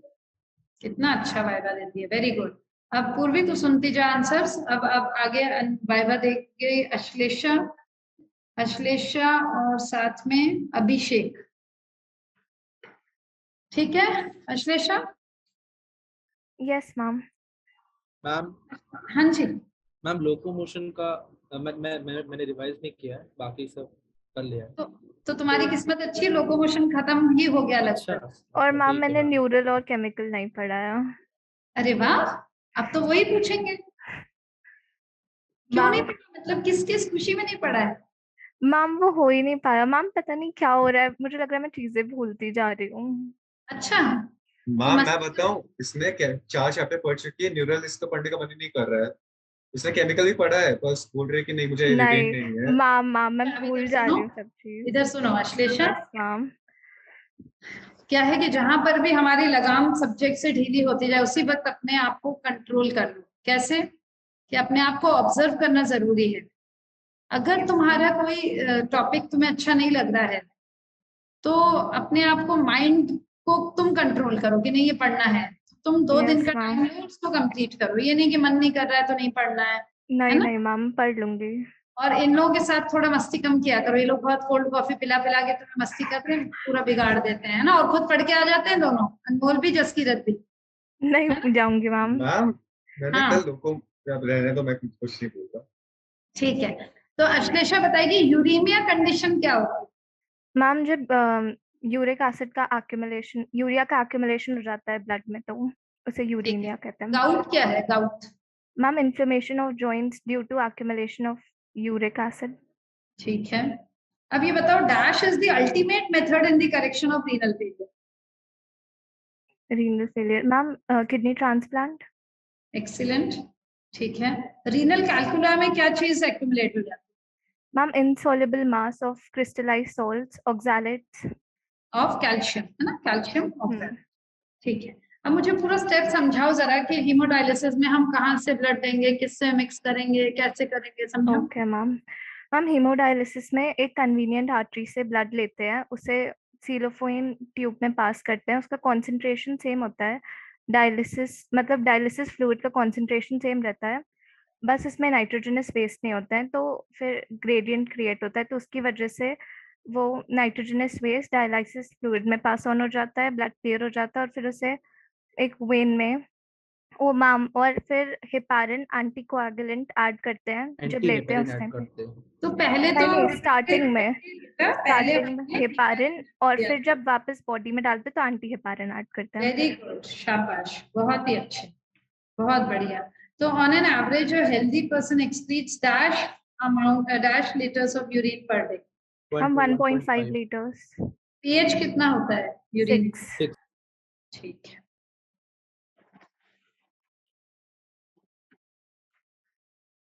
तो मतलब लोकोमोटरी सिस्टम आपने भी नहीं पढ़ा है? मैम मैंने पढ़ा है। पढ़ा है? यस। सैडल जॉइंट कहाँ प्रेजेंट है? सैडल जॉइंट मैम कार्पल्स और मेटाकार्पल्स के बीच में। कौन से कार्पल और मेटाकार्पल? कौन से कार्पल और metacarpal? Ma'am hands. Ma'am thumb. अच्छा थंब के कार्पल और metacarpal. Yes ma'am. It is a type of which joint? Ma'am synovial joint. Excellent. तो साइनोवियल जॉइंट्स क्या होते हैं? इमूवेबल, मैम ये बहुत ज्यादा मूवमेंट फ्रीली मूवेबल होते हैं, क्योंकि very good, very good. Myasthenia gravis और मस्कुलर डिस्ट्रॉफी में कौन सा ऑटो इम्यून डिसऑर्डर है, कौन सा genetic disorder? Ma'am myasthenia gravis, हाँ myasthenia gravis auto immune disorder है, और muscular dystrophy genetic disorder. Excellent. तो ये मस्कुलर डिस्ट्रॉफी जो है वो शांभव ऑटोसोमल डोमिनेंट। हाँ यस मैम। ऑटोसोमल डोमिनेंट कहाँ दिया हुआ है ये अश्लेषा? मैम डायग्राम के नीचे है। दानिश, ये लोग पूरे जेनेटिक्स के टॉपिक में बहुत मस्ती करी इन लोगों ने, इसलिए मुझे पूरा भरोसा है कि पता नहीं इन लोगों से कुछ नहीं बनने वाला, अभी जेनेटिक्स का पेपर होने वाला है। मैम पढ़ लेंगे अच्छे से पेपर के पहले। चिंता मत करिए आप। Yes ma'am. मुझे क्या चिंता करनी है, मुझे थोड़ी नीट देना, चिंता तो तुम लोगों को होगी अभी एक साल है चिंता। जेनेटिक्स तो मैम पूरा पीपीटी से भी अच्छे से पढ़ लूंगी मैं। अच्छा। Yes ma'am. एनसीईआरटी का तो हो नहीं रही पीपीटी से पढ़। वो कह रहा है एनसीईआरटी तो हो नहीं रही, तो एनसीईआरटी को ही तो पीपीटी में बना के दिया इतना अच्छा। यस मैम, और मैम वो रेशियोज इम्पोर्टेंट है ना, बाकी सारे डिविएशंस वाले। शाबाश। चलो अब ये बता दो जरा जल्दी से कि मैम। ग्लाइडिंग जॉइंट कहाँ present? Gliding joint, okay ma'am. Gliding joint कहाँ प्रेजेंट है मैम? कार्पल्स में। कार्पल्स का नंबर कितना हो? कार्पल्स का number, okay ma'am. Ma'am 8। Tarsals का नंबर? 7। ठीक है, ये बताओ कि पेल्विक गर्डल, यस मैम, दो हाफ मीट वेंट्रल हम प्यूबिक सिम्फाइसिस फॉर्म करते हैं, और उसमें फाइब्रस कनेक्टिव कार्टिलेज, यार भूल जाती हूँ हर बार। Fibrous cartilage. Yes ma'am. खुद ही बोल रही है कि भूल जाती हूँ मैं। अच्छा ये बताओ, हाइलैंड कार्टिलेज कहाँ प्रेजेंट होता है? इसी चैप्टर में कहीं पढ़ा है? हाइलैंड कार्टिलेज मैम वो वर्टिब्रास को ज्वाइन करने में, नहीं मैम, जब रिब्स को ज्वाइन होती है, जब वो वर्टिब्रल कॉलम से, तो वो हाइलैंड कार्टिलेज के हेल्प से होती है। acromion articulates with dash. Acromion articulates its width. Okay, ma'am. वो clavicle. Very good. और एक्रोमियन के नीचे एक कैविटी है, glenoid cavity. Glenoid cavity calculate करती है मैम उसके साथ ह्यूमरस के साथ। Head of humerus. Humerus. Abhishek, जी ma'am. Head of femur articulates with, मतलब एसिटाबुलम की बात कर रहे हैं? एसिटाबुलम। हाँ, एसिटाबुलम कहाँ प्रेजेंट होता है? एट द जंक्शन, जहाँ ma'am at junction of the ilium, ischium and pubis. Excellent, excellent. भैया अभिषेक यहाँ तो आता नहीं है वाइवा में, जब आता है ना तो बिल्कुल फ्लॉलेस वाइवा देता है। अभिषेक मैम इसे रिवाइज ही नहीं किया है। अभिषेक, जब तू या तो तू आता नहीं है बेटा, अपनी पढ़ाई करता रहता है, जब तू आता है ना तो फिर बिल्कुल ही मतलब एकदम 100% अच्छा वाइवा देता है। ये छोटे बच्चे बहुत इम्प्रेस्ड हैं तेरे से, अश्लेषा, आशी। मैम अभिषेक भैया बहुत ही अच्छा वाइवा लेते हैं और पढ़ाते भी अच्छा है, बहुत ही अच्छा। भैया अभिषेक भैया की तारीफ करते हैं ये लोग, अभिषेक भैया नहीं हमें पूरा वाइवा लिया है हमारा। तो उनको इतना मिस करते हैं वाइवा में। Yes ma'am. अभी इसका 1 महीने बाद जब बहुत अच्छा जाएगा ना नीट, तो ये तुम लोग की मदद करेगा, है ना अभिषेक? जब तक कॉलेज अलॉट होगा बिल्कुल बिल्कुल, तब तक सबकी भी हेल्प करना है ना। ठीक है, चलो भाई। Each limb is made up of कितने बोन्स? 30। फैलेंजेस कितने होते हैं? फैलेंजेस 14। एक्सीलेंट, ठीक है। ये बता दो कि वर्टिब्रोकॉन्ड्रल कौन से रिब्स हैं? Ma'am false ribs. तो मैम नंबर वर्टिब्रोकॉन्ड्रल मतलब फॉल्स रिब्स। तो ma'am 8th 9th 10th ribs का दूसरा नाम बताओ अभिषेक। Yes ma'am. वर्टिब्रोस्टर्नल। वर्टिब्रोस्टर्नल, ये वर्टिब्रोकॉन्ड्रल। और तीसरे वाले का नाम दानिश बताएगा। जो 11th और 12th है उनका नाम बता दे दानिश। Floating ribs. नहीं वर्टिब्रल एक और नाम, वर्टिब्रल रिब्स। वर्टिब्रल रिब्स, ठीक है। ठीक है, क्या पूछना है और भाई? हाँ, तो ऑस्टियोपोरोसिस के से रिलेटेड अभिषेक 2 हार्मोन्स बता दे। अब हाइपो हाइपर मत बता, सिर्फ बता दे कौन से 2 हार्मोन्स रिस्पॉन्सिबल हो सकते हैं। वैसे तो बहुत सारे हैं, 3-4 बता सकते हैं अपन। मैम एक तो एस्ट्रोजन होता है, हाँ, और कैल्शियम मेटाबॉलिज्म वाला हार्मोन। तो कैल्शियम वाला भाई पैराथॉर्मोन अगर ज्यादा हो गया, पैराथॉर्मोन ज्यादा हो गया तो शंभव क्या होगा? हम ब्लड कैल्शियम लेवल ज्यादा बढ़ जाए। हाँ, और बोन से कैल्शियम लेवल क्या हो जाएगा? कम हो जाएगा, तो कम हो जाएगा। हो जाएंगे। ऐसे ही अगर थायरोकैल्सिटोनिन को हम रिलेट करें तो थायरोकैल्सिटोनिन क्या करता है? कैल्शियम लेवल कम करता है।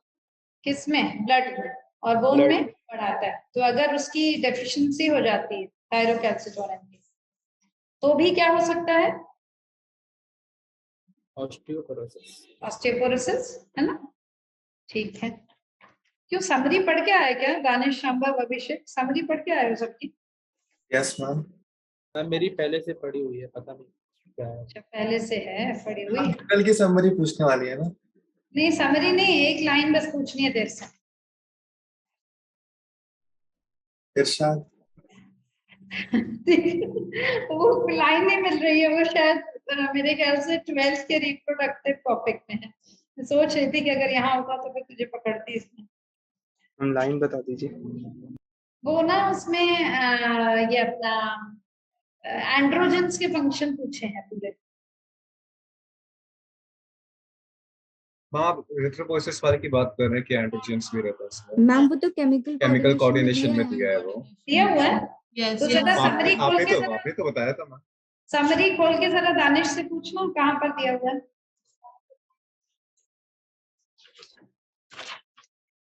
मैम पेज 342 में दिया है, last page.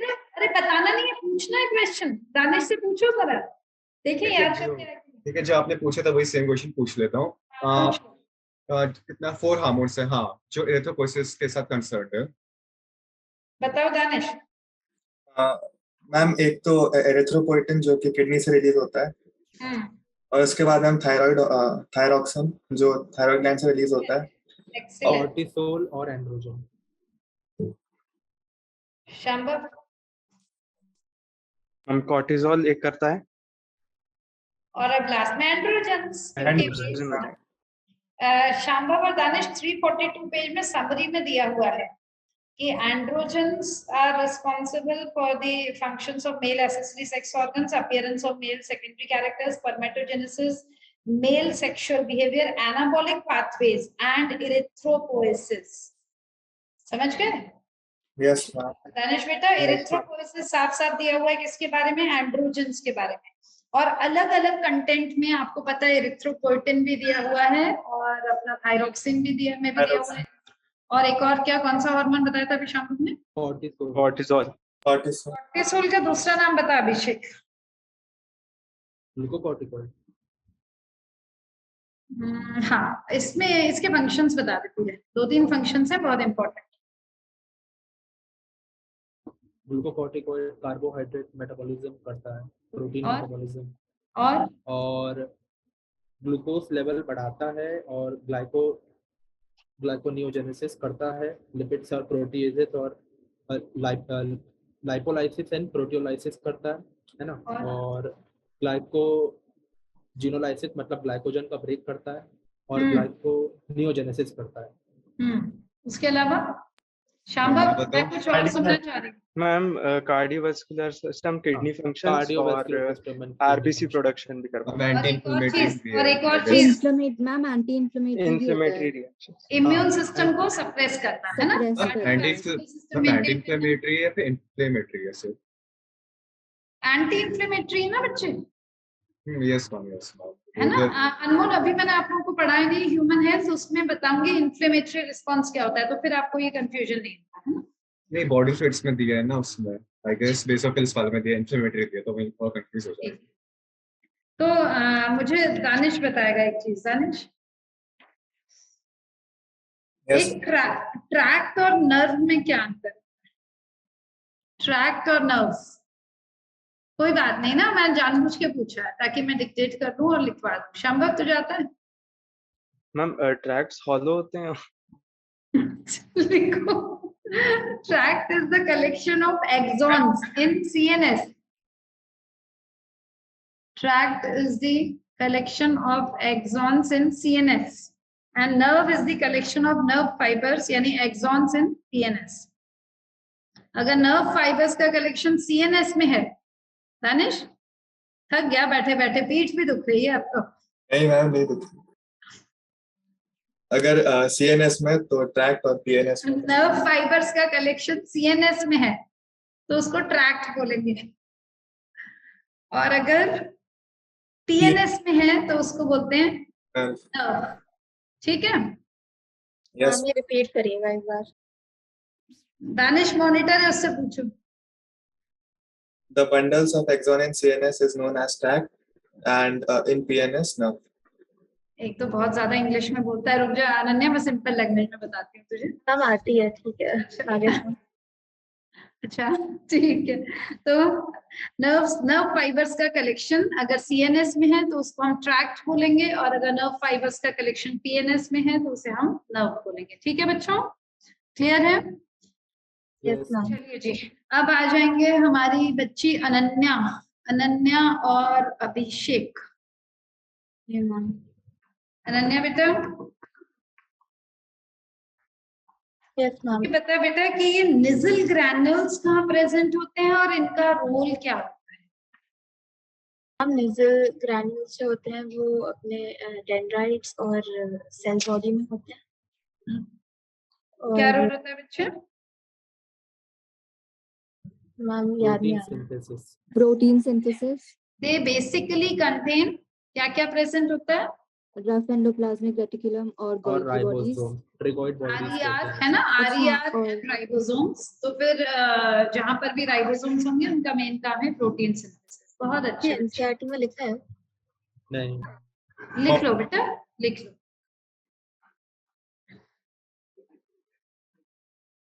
Ananya,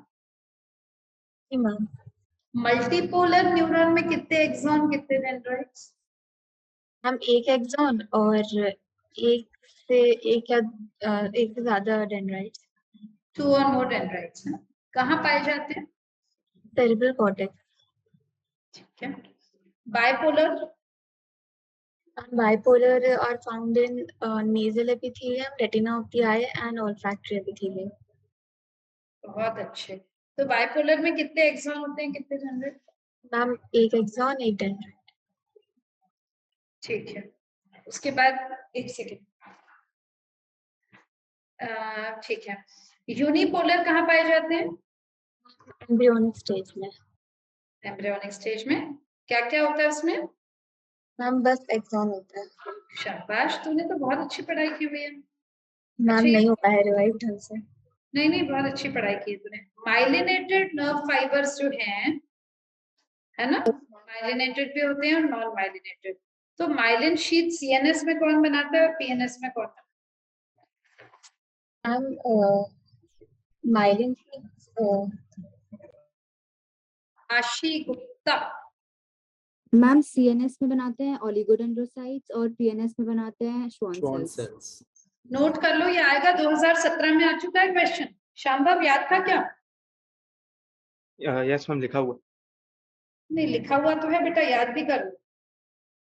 yes ma'am, क्योंकि ये 2017 में आ चुका है क्वेश्चन। आप तो सीएनएस का क्या बताया? सीएनएस में सीएनएस का ओलिगोडेंड्रोसाइट्स और पीएनएस में श्वान सेल्स। लिख लिया क्या अनन्या? लिख लिया? Yes ma'am. बताओ जल्दी से, सीएनएस पीएनएस में लिख लिया? Myelin sheet is formed by oligodendrocytes in PNS and Schwann cells in oligodendrocytes in क्या बोला Ananya? CNS and Schwann cells in PNS. ठीक है, शाबाश। तो अनन्या बताएगी। Ananya ma'am, sodium potassium pump operate होता है? Yes ma'am.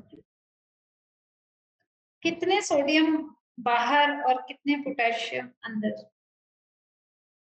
एक एटीपी जी मैम, सोडियम बाहर और 2 पोटेशियम अंदर। ठीक है, वेरी गुड। सिनेप्टिक क्लेफ्ट क्या होता है? सिनेप्टिक क्लेफ्ट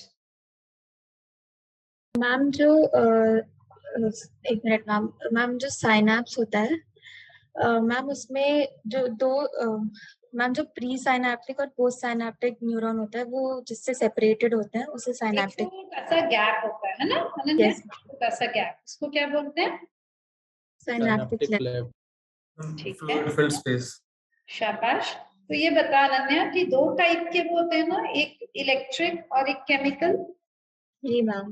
तो हमारे बॉडी में कौन सा कॉमन है? Ma'am chemical. शांभव सही बोल रही है ये? Yes ma'am. Yes ma'am. Very good. तो ये बताओ कि जो न्यू पोटेंशियल डेवलप होता है अनन्या, वो एक्साइटेटरी होता है या इनहिबिटरी? एक्साइटेटरी। मैम दोनों हो सकते हैं। याद कर लो बेटा Ananya, the new potential developed में भी एक्साइटेटरी और इनहिबिटरी। बहुत अच्छे, ठीक है। तो क्रेनियल मेनिंजेस अभिषेक, बाहर से अंदर की तरफ। मैम एक सेकंड। ड्यूरा मैटर, आरेक्नोड एंड पिया मैटर। Excellent, excellent. अब ये बताएंगे कॉर्पस कैलोसम क्या होता है अभिषेक? मैम 2 सेरेब्रल हेमिस्फीयर्स के बीच का मतलब जॉइंट। नहीं, जॉइंट है कि वो क्या है? राइट से वो दोनों हेमिस्फीयर्स को कनेक्ट करते हैं। Tract of fibre which interconnect the nerve tracks है ना, नर्व ट्रैक हैं जो कनेक्ट करते हैं, ठीक है। यस। अब मुझे अभिषेक बताएगा ग्रे मैटर क्या होता है, white matter? Ma'am grey matter वो एरिया होता है जहाँ पर साइटोन कॉन्सेंट्रेटेड होते हैं, है ना, और व्हाइट मैटर वो होता है जहाँ पर एक्सॉन्स या नर्व फाइबर्स कॉन्सेंट्रेटेड होते हैं। शाबाश। तो अगर हम ब्रेन की बात करते हैं, ब्रेन की, यस मैम, तो ग्रे, हाँ बोलिए। ग्रे मैटर और व्हाइट मैटर की पोजीशन बताइए। मैम स्पाइनल कॉर्ड में होता है ग्रे मैटर अंदर और व्हाइट मैटर बाहर, तो ब्रेन में होगा ग्रे मैटर बाहर और व्हाइट मैटर अंदर। बहुत अच्छे अभिषेक, वेरी गुड। तो अभिषेक ये बता बच्चे कि ये एसोसिएशन एरियाज ब्रेन के कौन से हिस्से में पाए जाते हैं? Ma'am cerebral cortex. Very good. इनका क्या फंक्शन है? Ma'am emotion and communication, association areas controlling emotion and communication. एक मिनट, मुझे ना थोड़ी आवाज कम आ रही है क्या? Intersensory associations, memory and communication. Very good, शाबाश। तो मुझे ये अनन्या बताएगी। Ananya, dash is a major coordinating centre for sensory and motor signaling. ये किसकी बात हो रही है? थैलेमस। बहुत अच्छे। अनन्या, याद था बच्चे? ठीक है। आप आ जाइए भाई। प्राची जी, कैमरा ऑन करिए। Prachi, yes ma'am. Camera on करिए और बुक्स बंद कर दीजिए। ये कॉर्पोरा क्वाड्रिजेमिना क्या होता है, कहाँ लोकेटेड है? Ma'am in mid brain. ऊपर के दो क्वाड्रिजेमिना मींस 4 लोब्स, तो ऊपर के 2 लोब्स को क्या बोलते हैं? 2 सुपीरियर कॉलिक्यूलाई और नीचे वाले को 2 inferior colliculi. Very good. Visual cortex को विजुअल एक्टिविटी बढ़ाते हैं और इंफीरियर जो होते हैं वो ऑल्फैक्टरी ऑडिटरी रिफ्लेक्स। एक्सीलेंट। तो ऊपर के जो 2 हैं अभिषेक, वो सुपीरियर कॉलिक्यूलाई हैं, नीचे के 2 इंफीरियर। ऊपर वाले 2 किससे रिलेटेड हैं? Visual reflex. नीचे के 2 ऑडिटरी। वेरी गुड, शाबाश। तो मुझे आप बताएंगे प्राची जी कि ये लिम्बिक सिस्टम क्या होता है? Limbic system it is related to the sensory like olfactory. It is connected to the olfactory system. Danish, limbic system sexual behaviour को रेगुलेट करता है। सेक्सुअल बिहेवियर हो गया, हमारे इमोशनल रिएक्शंस हो गए, और फिर मैम एक्शन से भी एसोसिएटेड रहता है। तो बच्चे ये बता दानिश कि लिम्बिक सिस्टम के कंपोनेंट्स कुछ पता है तुझे? Amygdala, hippocampus. inner parts of cerebral hemisphere associated with the structures like amygdala and hippocampus makes limbic lobe. तो ये बता दानिश कि हाइपोथैलेमस हम लिम्बिक सिस्टम का पार्ट मानेंगे या? नो मैम, लिम्बिक सिस्टम का पार्ट नहीं। Very good. तो hypothalamus along with limbic system are involved in emotional behaviour, इसलिए इसको इमोशनल ब्रेन बोलते हैं, इमोशन सेंटर कहते हैं। ठीक है। तो अभी अभिषेक बताएगा ब्रेन स्टेम में क्या क्या आएगा। मैम एक जगह लिखा है कि mid brain and hind brain और दूसरी जगह लिखा है कि मतलब ठीक है, थोड़ा कंफ्यूजन तो है। मिड ब्रेन और Pond's वेरिली and medulla oblongata. Actually क्या है कि जो सेरिबेलम होता है वो साइड में होता है, इसलिए उन्होंने जो ब्रेन स्टेम है उसमें एक जगह पे सिर्फ पॉन्स, मेडुला और मिड ब्रेन लिखा। ठीक है, शाबाश, ठीक है। चलिए अब बताएंगे, ये स्पाइनल कॉर्ड का तुम लोगों को रिफ्लेक्स एक्शन पूरा याद है? Reflex pathway. Yes ma'am. तो अभिषेक, गैंग्लियन जो प्रेजेंट है वो कौन से साइड में प्रेजेंट है बेटा? डॉर्सल। ठीक है, तो वो डॉर्सल जो होता है वो एफरेंट पाथवे से कनेक्टेड है या इफरेंट से? Efferent efferent. शाबाश, वेरी गुड, ठीक है। तो गस्टेटरी रिसेप्टर्स कैसे बोलते हैं? मैम गस्टेटरी रिसेप्टर्स वो होते हैं जो टंग में होते हैं, टेस्ट को केमिकल्स एंड टेस्ट को रिकॉग्नाइज करते हैं, पहली बात। और दूसरी बात, very good, very good, some of the gustatory receptors have taste bud. Very good. अच्छा ये बता अभिषेक, जी मैम, ऑल्फैक्टरी बल्ब कहाँ से एक्सटेंड होते हैं, कहाँ से निकलते हैं? ऑल्फैक्टरी एपिथेलियम से, नेजल एपिथेलियम से extend. Limbic system. Abhishek, olfactory bulbs are the extensions of brain's limbic. अच्छा वो पूछ रहे थे। कोई बात नहीं, मैं कुछ और कोई बात नहीं, तूने क्वेश्चन समझा नहीं था पर तुझे आता है। अनिरुद्ध लगभग सारे आंसर मुझे टेक्स्ट में सही बता रहा है। अच्छा अब ये बता, कुछ तो मैं टेक्स्ट में पढ़ भी नहीं पाती हूँ पर जितने देख रहे हैं वो सब सही है। तो अभिषेक ये बता दे बच्चे कि सीलियरी बॉडी क्या होता है, कैसे बनती है सीलियरी बॉडी? मैम एक सेकंड, जो कोरॉइड होता है वो एंटीरियर 1/3 पोर्शन पे एक्सटेंड होके सीलियरी बॉडी बनाता है, और सीलियरी बॉर्डर फर्दर एक्सटेंड होती है, आइरिस बनाती है, और सीलियरी बॉडी के ऊपर लिगामेंट्स होते हैं, इससे लेंस कंटेंट होती है। बस बस बस बस, फुल स्टॉप अभिषेक, फुल स्टॉप लगा लिया कर। मैं वहां तक पहुंचता हूँ तो भी आंसर मतलब दे पाता हूँ। ठीक है, शाबाश, वेरी गुड। तो मुझे शांभव बताएगा कि स्क्लेरा किससे बनी हुई है? Dense connective tissue. ठीक है, दानिश बताएगा choroid contains dash. Blood vessels. क्या दानिश ने नहीं बताया क्या? मैम अभिषेक भैया ने बोल दिया।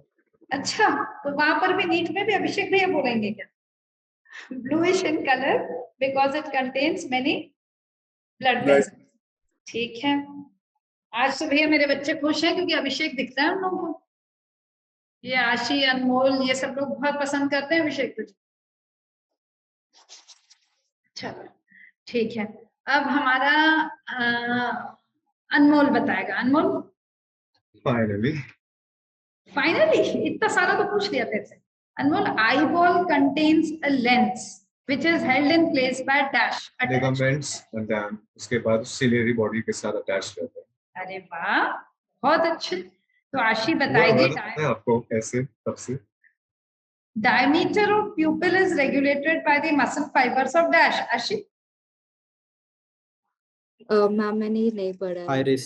अच्छा अच्छा, हाँ इसने बेचारी ने बोला था मैंने सेंस ऑर्गन्स नहीं पढ़े। ठीक है, अनन्या बेटा। Ma'am iris.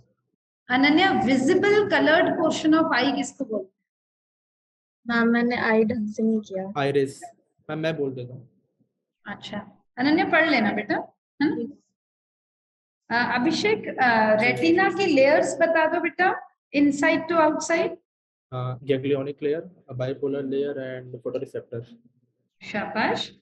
ये बताओ फोटोरिसेप्टर सेल्स कौन कौन से हैं? Rod cells and cone cells. ठीक है।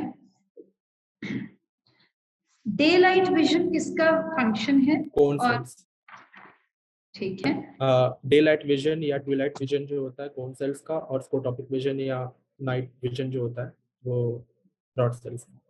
दानिश, इसमें एक लाइन लिखी हुई है। दानिश, इसमें एक लाइन लिखी है कि rods contain a purplish red protein. तो कोन्स वाला जो प्रोटीन है वो आप लोगों के में नहीं दिया हुआ है। आयोडोप्सिन। मत करो, नहीं आएगा। तो कोन्स वाला जो है ना दानिश, वो इन्होंने दिया ही नहीं है बेटा, है ना? Yes ma'am. तो ये जो रोडोप्सिन है या विजुअल पर्पल है, ये किसका है बेटा? रॉड का है। ठीक है, रॉड का। शाबाश। तो ये जो दानिश, ये जो लिखा हुआ है रोडोप्सिन, वो क्या कंटेन करता है बेटा? मैम ऑप्शन एक प्रोटीन और retinal and aldehyde of vitamin A. Very good, a derivative of vitamin A. ठीक है, ठीक है। अब ये बता दीजिए कि हमारे पास 3 टाइप्स के कोन्स हैं जिनके पास सबके पास अपने अपने फोटो पिगमेंट्स हैं, है ना? Blue, red and green. कौन से हैं? कौन कौन से लाइट को रिस्पॉन्ड करते हैं? Blue, red and green. Red, green and blue. Very good, ठीक है। तो अपन लोग ऑप्टिक नर्व तो बता चुके हैं। अब अभिषेक बताएगा फोबिया क्या होता है? हम क्या? Fovea. Fovea. Fovea. Fovea centralis. Central pit कहाँ पर? हाँ वही sir, central pit found in the macula. Macula lutea, है ना? Macula lutea, high resolution. ये कहाँ प्रेजेंट होता है? Posterior pole of the eye, lateral to blind spot। Lateral to the blind spot, यानी किसके साइड में? ब्लाइंड स्पॉट के साइड। बहुत अच्छे। शांभव, ये कंप्लीट करो जरा। Dash is the thinned out portion of retina where only the cones are densely packed. Phobia. Very good. ये इसमें सबसे ज्यादा रेजोल्यूशन पाया जाता है ना? ठीक है। तो एक्वस चैम्बर कहाँ पर प्रेजेंट होता है? बिटवीन कॉर्निया और लेंस के। Cornea and lens. Very good. Vitreous chamber? Lens और रेटिना। एक्सीलेंट, बहुत अच्छे। ठीक है, तो अब आ जाओ अभिषेक, एक दो क्वेश्चन, उसके बाद थोड़ा आराम दूंगी। यूस्टेचन ट्यूब किस किस को कनेक्ट करता है? middle ear cavity with the nasopharynx. जी, Middle ear cavity with the nasopharynx. Excellent, ठीक है। इसका काम क्या है यूस्टेचन ट्यूब का function? Equalizing air pressure in on the two sides of tympanic membrane. Very very good, बहुत अच्छे, ठीक है। अब ये बताओ, स्केला मीडिया के अंदर कौन सा फ्लूइड भरा हुआ है? Endolymph. स्केला वेस्टिबुलर में? Perilymph. अच्छा, स्केला टिम्पेना में? Perilymph. ठीक है। Scala vestibular ends at dash? Oval window. Very good. Scala tympani terminates at? Round window. Very good, बहुत अच्छे, ठीक है। जब हम ये वाइवा ले रहे थे तो अभिषेक नहीं आया था, तो इसके लिए नया क्वेश्चन है। Organ of Kotai is located on dash membrane?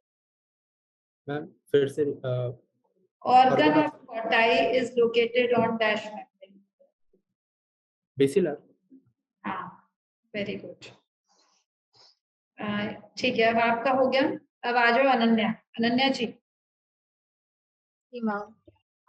Ananya, year के दो फंक्शंस होते हैं। Ma'am hearing and maintenance of the body balance. तो बैलेंस के लिए कौन सा स्ट्रक्चर रिस्पॉन्सिबल? ईयर के अंदर कौन सा स्ट्रक्चर बैलेंस के लिए responsible? Vestibular apparatus. Vestibular apparatus. Shambhav, dynamic equilibrium और स्टैटिक इक्विलिब्रियम के स्ट्रक्चर्स बताओ। मैम क्रिस्टा डायनेमिक और मैक्यूला जो है static. Very good, very good, बहुत अच्छे। तो मैक्यूला किस में प्रेजेंट होता है, कौन कौन सी जगह पे? सैक्यूला, utriculus and sacculus. Elliptic range of utriculus and sacculus. ये जो भी है सब जल्दी जल्दी रिविजन्स कंप्लीट करिए, ठीक है। अश्लेषा ने पढ़ा ये टॉपिक? No ma'am. क्यों भाई अश्लेषा? मैम पढ़ लूंगी अभी। पढ़ाई तेज करो यार, मजा आता है पढ़ाई करने में, पढ़ाई के अलावा कुछ नहीं रखा है। अनमोल, अनमोल मेरा आजकल बहुत अच्छी पढ़ाई करता है, तो अनमोल बता दे जल्दी से, हेयर सेल्स के ऊपर कौन सी मेम्ब्रेन प्रेजेंट है? Tectorial membrane. वेरी गुड, बहुत अच्छे, ठीक है। तो ये जो ईयर ऑसिकल्स है, उनका क्या काम है? ट्रांसमिशन को मतलब वो increase the efficiency of transmission of. अब आ जाते हैं हमारे अनमोल और, अरे जसकीरत बहुत देर से नहीं दिखा। जसकीरत आ जा। भाग गया वो तो। भाग गया? अरे क्यों भाग गया बे? अच्छा, हम कैसी बातें कर रहे थे, कितना रूड है बच्चा। जसकीरत बिल्कुल नहीं भागता कोई चीज छोड़ के, वो देखो यही रहता है, चाहे उसको कितनी भी एडवर्स कंडीशन में आराम से रह रहा है और खुश रहता है ना जसकीरत? Yes ma'am. जसकीरत, एक पुरानी डेफिनेशन थी जो ये बोलती थी कि hormones are the secretions of endocrine glands, है ना? फिर अब नई डेफिनेशन में तो बहुत सारी चीजें इंक्लूड हो गई। क्यों ऐसा? कौन से स्ट्रक्चर्स हैं which are not organised endocrine glands but secrete hormones? अच्छा, आप स्ट्रक्चर्स पूछ रहे हैं। हार्ट हो गया अपना, हार्ट हो गया अपना, अरे क्या कहते हैं उसको, किडनी हो गई, जीआईटी हो गया, और सेवरल और अलग टिश्यूज भी हो गए जो करते हैं। बहुत अच्छे, बहुत अच्छे। तो हाइपोथैलेमस कहाँ पर प्रेजेंट है? Hypothalamus basic part of diencephalon. Very good. Diencephalon कहाँ प्रेजेंट है? फोरब्रेन। ठीक है। तो हमारे बॉडी का थर्मोस्टेट क्या होता है ना? मैम जो बॉडी टेम्परेचर को रेगुलेट करता है, जहाँ हाइपोथैलेमस से प्रेजेंट है वो। वेरी गुड, यानी कि स्वेटिंग जो होती है, heat gain centre, heat loss centre, वो सब कहाँ पर प्रेजेंट है? Hypothalamus. Very good. Thirst centre कहाँ प्रेजेंट है अश्लेषा? मैम हाइपोथैलेमस में, और सेटाइटी सेंटर भी। वेरी गुड, शाबाश, ठीक है। तो अश्लेषा, हाइपोथैलेमस कुछ हार्मोन्स भी सीक्रेट करता है? मैम पढ़ा तो नहीं है, रुक जाइए। I'm releasing and inhibiting hormones. मेटास्टैटिन और जीएनआर। अगली बार से क्या बिना पढ़े को आएगी नहीं, इतना पूछ लूंगी अभी, है ना? Yes ma'am. रिलीजिंग हार्मोन के कोई भी दो एग्जांपल रिलीजिंग हार्मोन के दो मैम जीएनआरएच याद आ रहा है। जीएनआरएच हो गया गोनाडोट्रोपिन रिलीजिंग हार्मोन। अच्छा ठीक है, मैं बताऊं हाँ। एडीएच होगा ऑक्सीटोसिन। एडीएच और ऑक्सीटोसिन जो है वो रिलीजिंग हार्मोन नहीं है, बट हाँ वो है और स्टोरर रिलीज करते हैं। ठीक है। सिक्रेटरी। अब ये बता दे सोमैटोस्टैटिन क्या होता है? मैम वो इनहिबिट करता है ग्रोथ हार्मोन को पिट्यूटरी रिलीज करता है। Very good. Danish, anterior pituitary और पोस्टीरियर पिट्यूटरी, तो एंटीरियर पिट्यूटरी के हार्मोन्स का नाम बता दे। Yes ma'am. Ma'am LH, FSH, फिर एसीटीएच और फिर मैम उसके बाद ग्रोथ हार्मोन। 4 हो गए ना? 2 और। हाँ 2 और फिर प्रोलैक्टिन और एक और कौन सा बच रहा है? TSH। हाँ थायराइड स्टिमुलेटिंग हार्मोन। TSH है ना, thyroid stimulating hormone. Very good. तो प्राची जी आप बताएंगे MSH कहाँ से सीक्रेट होता है?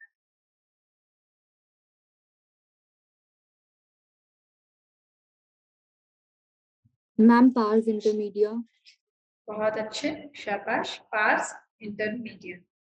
तो अभिषेक इसमें पार्स इंटरमीडिया की कुछ खासियत होती है ह्यूमंस में? हाँ ma'am, generally fused with pars distalis. Very good. Pars distalis का दूसरा नाम अभिषेक?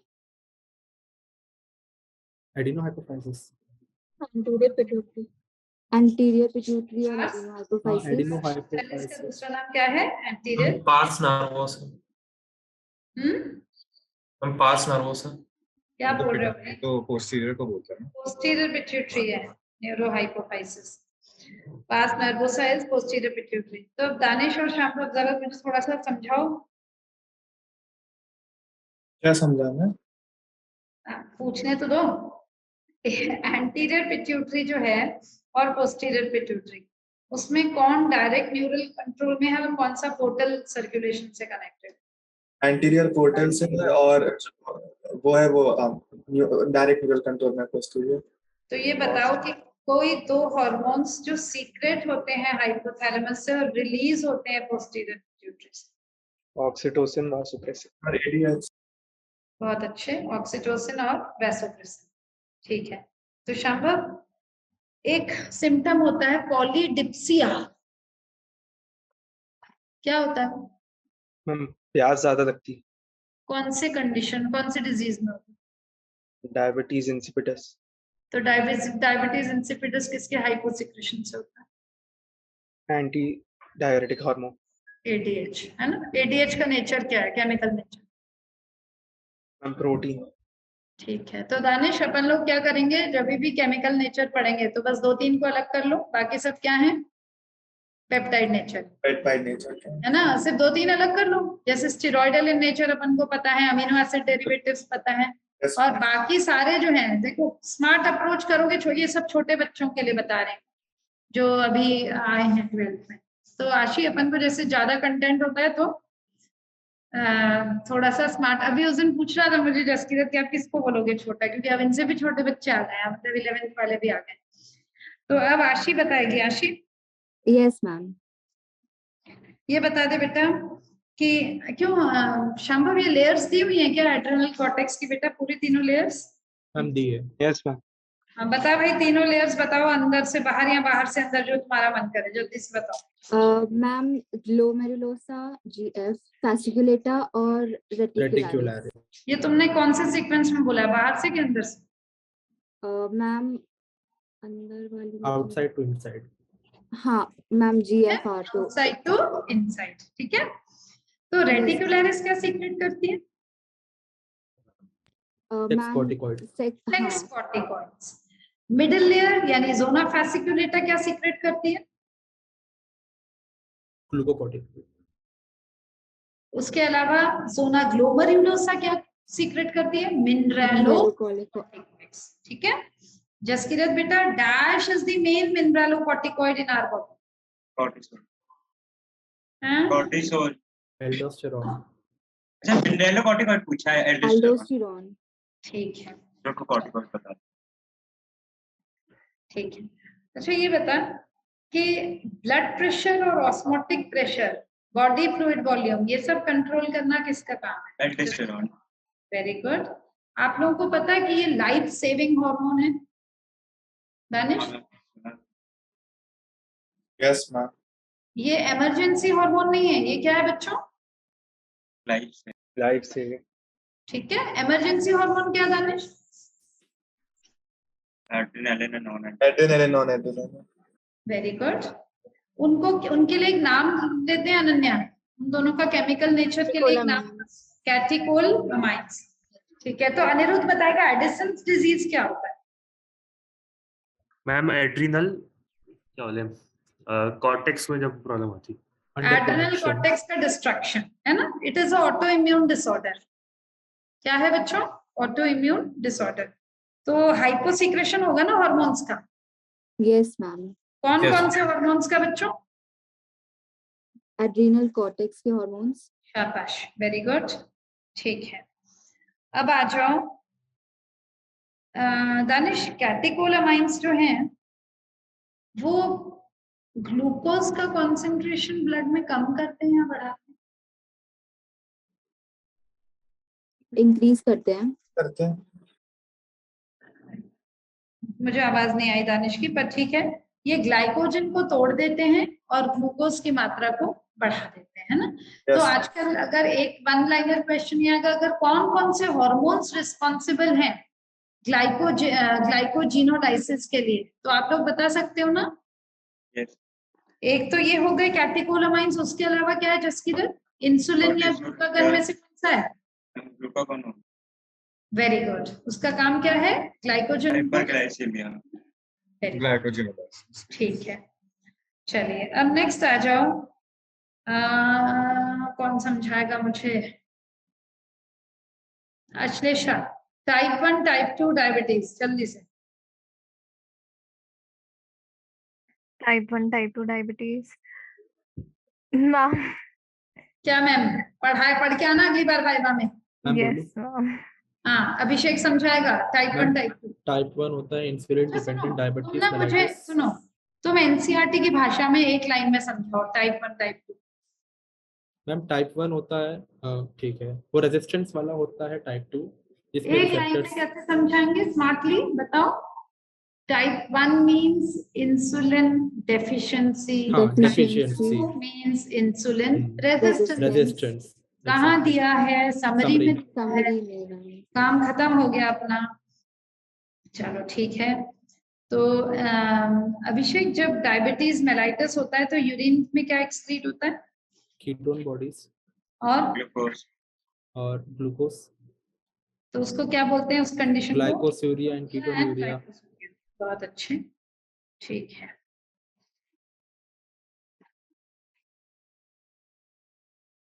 तो ये अभिषेक आ गया था क्या जब हम लोगों ने इसको एंड्रोजन्स का रोल पूछा था? अभिषेक तो आ गया था मैम?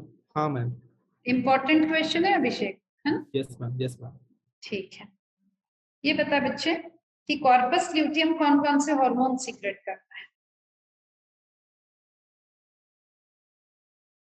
हाँ, सबसे पहले तो रिलैक्सिन और ईस्ट्रोजन, प्रोजेस्टेरोन, इनिबिन, एक्टिविन।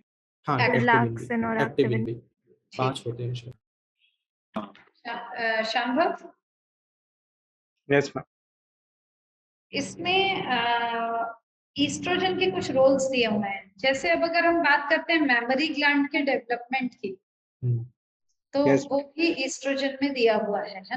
ध्यान में रखना है आपको, जहां पर भी कॉमा दिए हुए हैं वो सारी चीजें आपको याद करनी है। यानी कि फीमेल सेकेंडरी सेक्स कैरेक्टर्स यानी high pitch of voice, memory gland development, female sexual behaviour, ये सब करना है। अब ये बताओ प्रोजेस्टेरोन से रिलेटेड एल्वियोलाई का फंक्शन बताओ दानिश। Ma'am it help. अच्छा, मिल्क सीक्रेशन काम किसका है? मिल्क सीक्रेशन में दोनों हार्मोन्स डालोगे, प्रोजेस्टेरोन भी और प्रोलैक्टिन भी।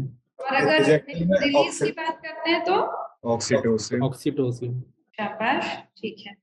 अब मैं एक लाइन रीड कर रही हूँ, मुझे जसकीरत बताएगा। Jaskirat, yes ma'am. जीआईटी से 4 हार्मोन्स रिलीज होते हैं बेटा, और जिनका नेचर पेप्टाइड है। कौन कौन से?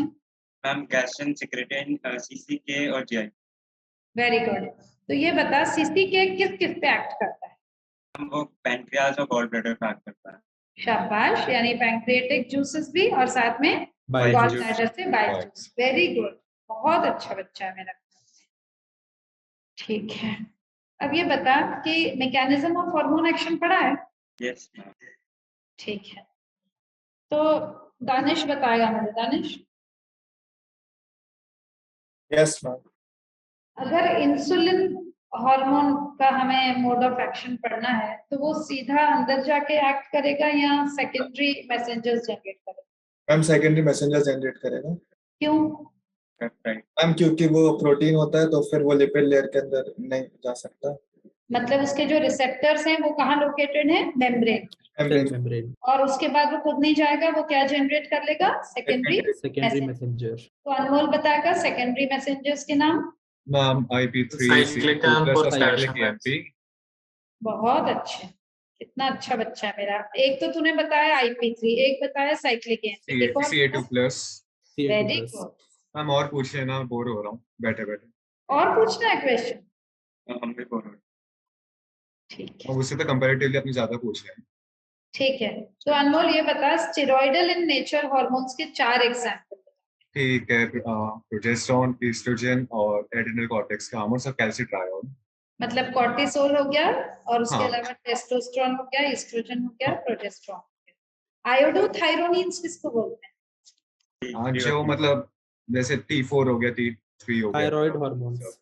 वेरी गुड, ठीक है। तो अब 4 क्वेश्चंस हम अनमोल से पूछते हैं ताकि अनमोल को अच्छे से नींद आ जाए आज रात में। Anmol, yes ma'am, pineal gland is located on dash side of forehead. Dorsal.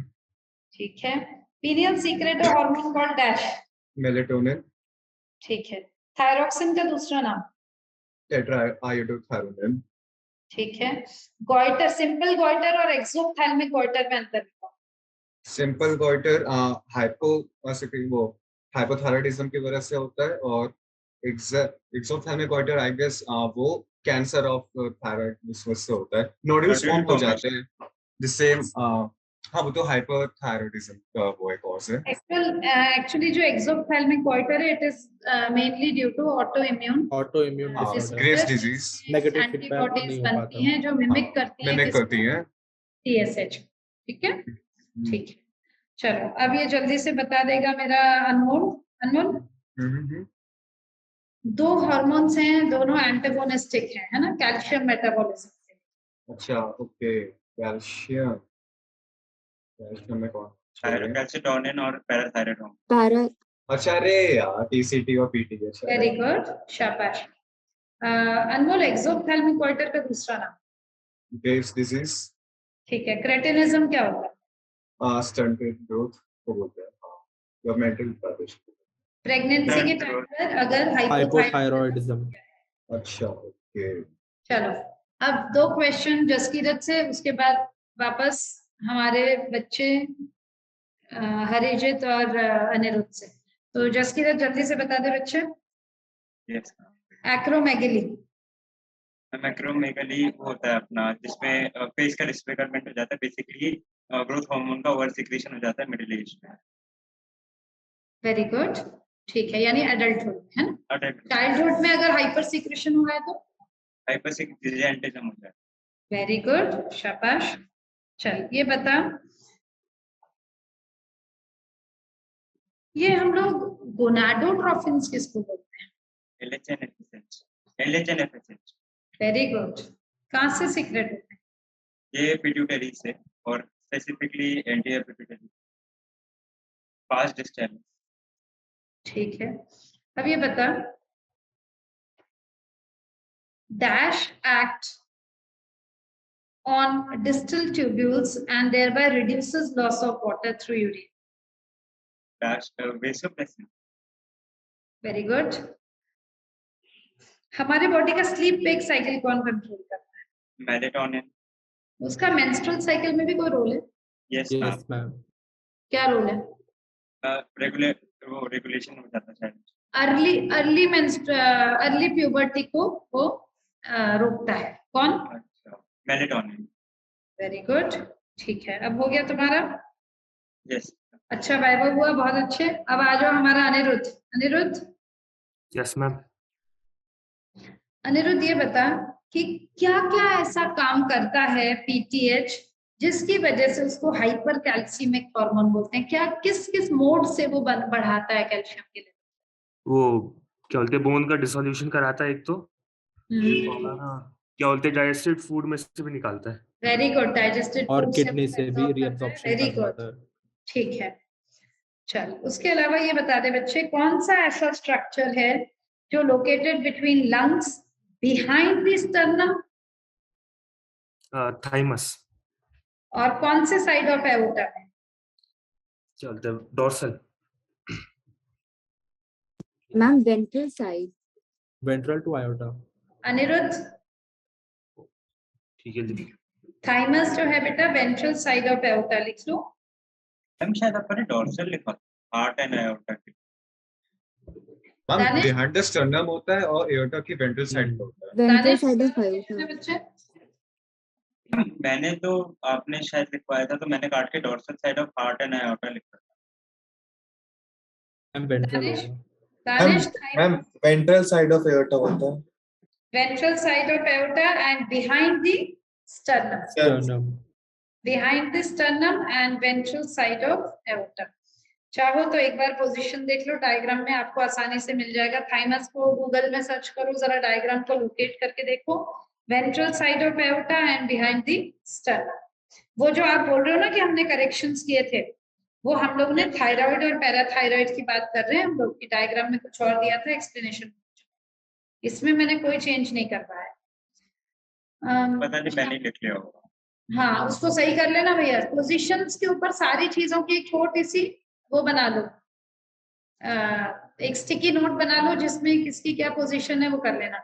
जरा दानिश शाम्भव से कंक्लूडिंग क्वेश्चंस पूछ के मैं वाइंड अप करना चाहूंगी वाइवा को। दानिश और शाम्भव, इंसुलिन के बारे में कुछ पढ़ा है? यस ठीक, तो मुझे एक चीज बताएंगे। Dash act mainly on hepatocytes and stimulates glycogenolysis. Insulin, glucagon. Very good. तो ग्लूकागॉन कौन से सेल से रिलीज होता है, अल्फा के beta? Alpha. Very good. Danish, yes ma'am. Dash is a hyperglycaemic hormone. Glucagon. Very good. Dash act on hepatocytes and adipocytes, ये question अभी आया 1 साल पहले। And enhances cellular glucose uptake and utilisation. Insulin.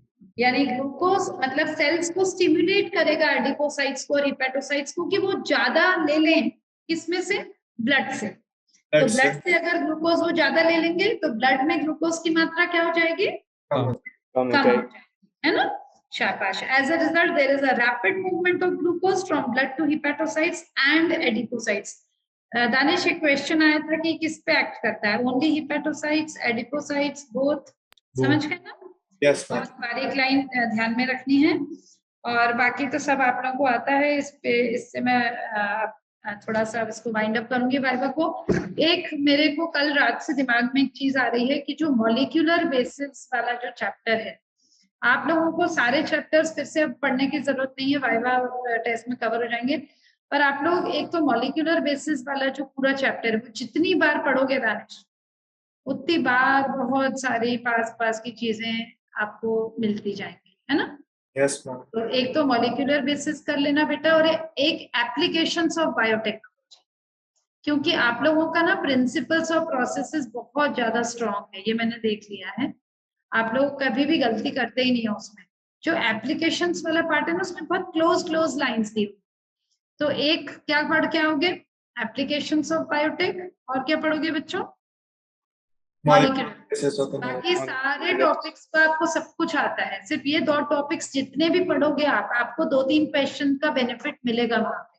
ठीक है, चलिए, thank you everyone and good night.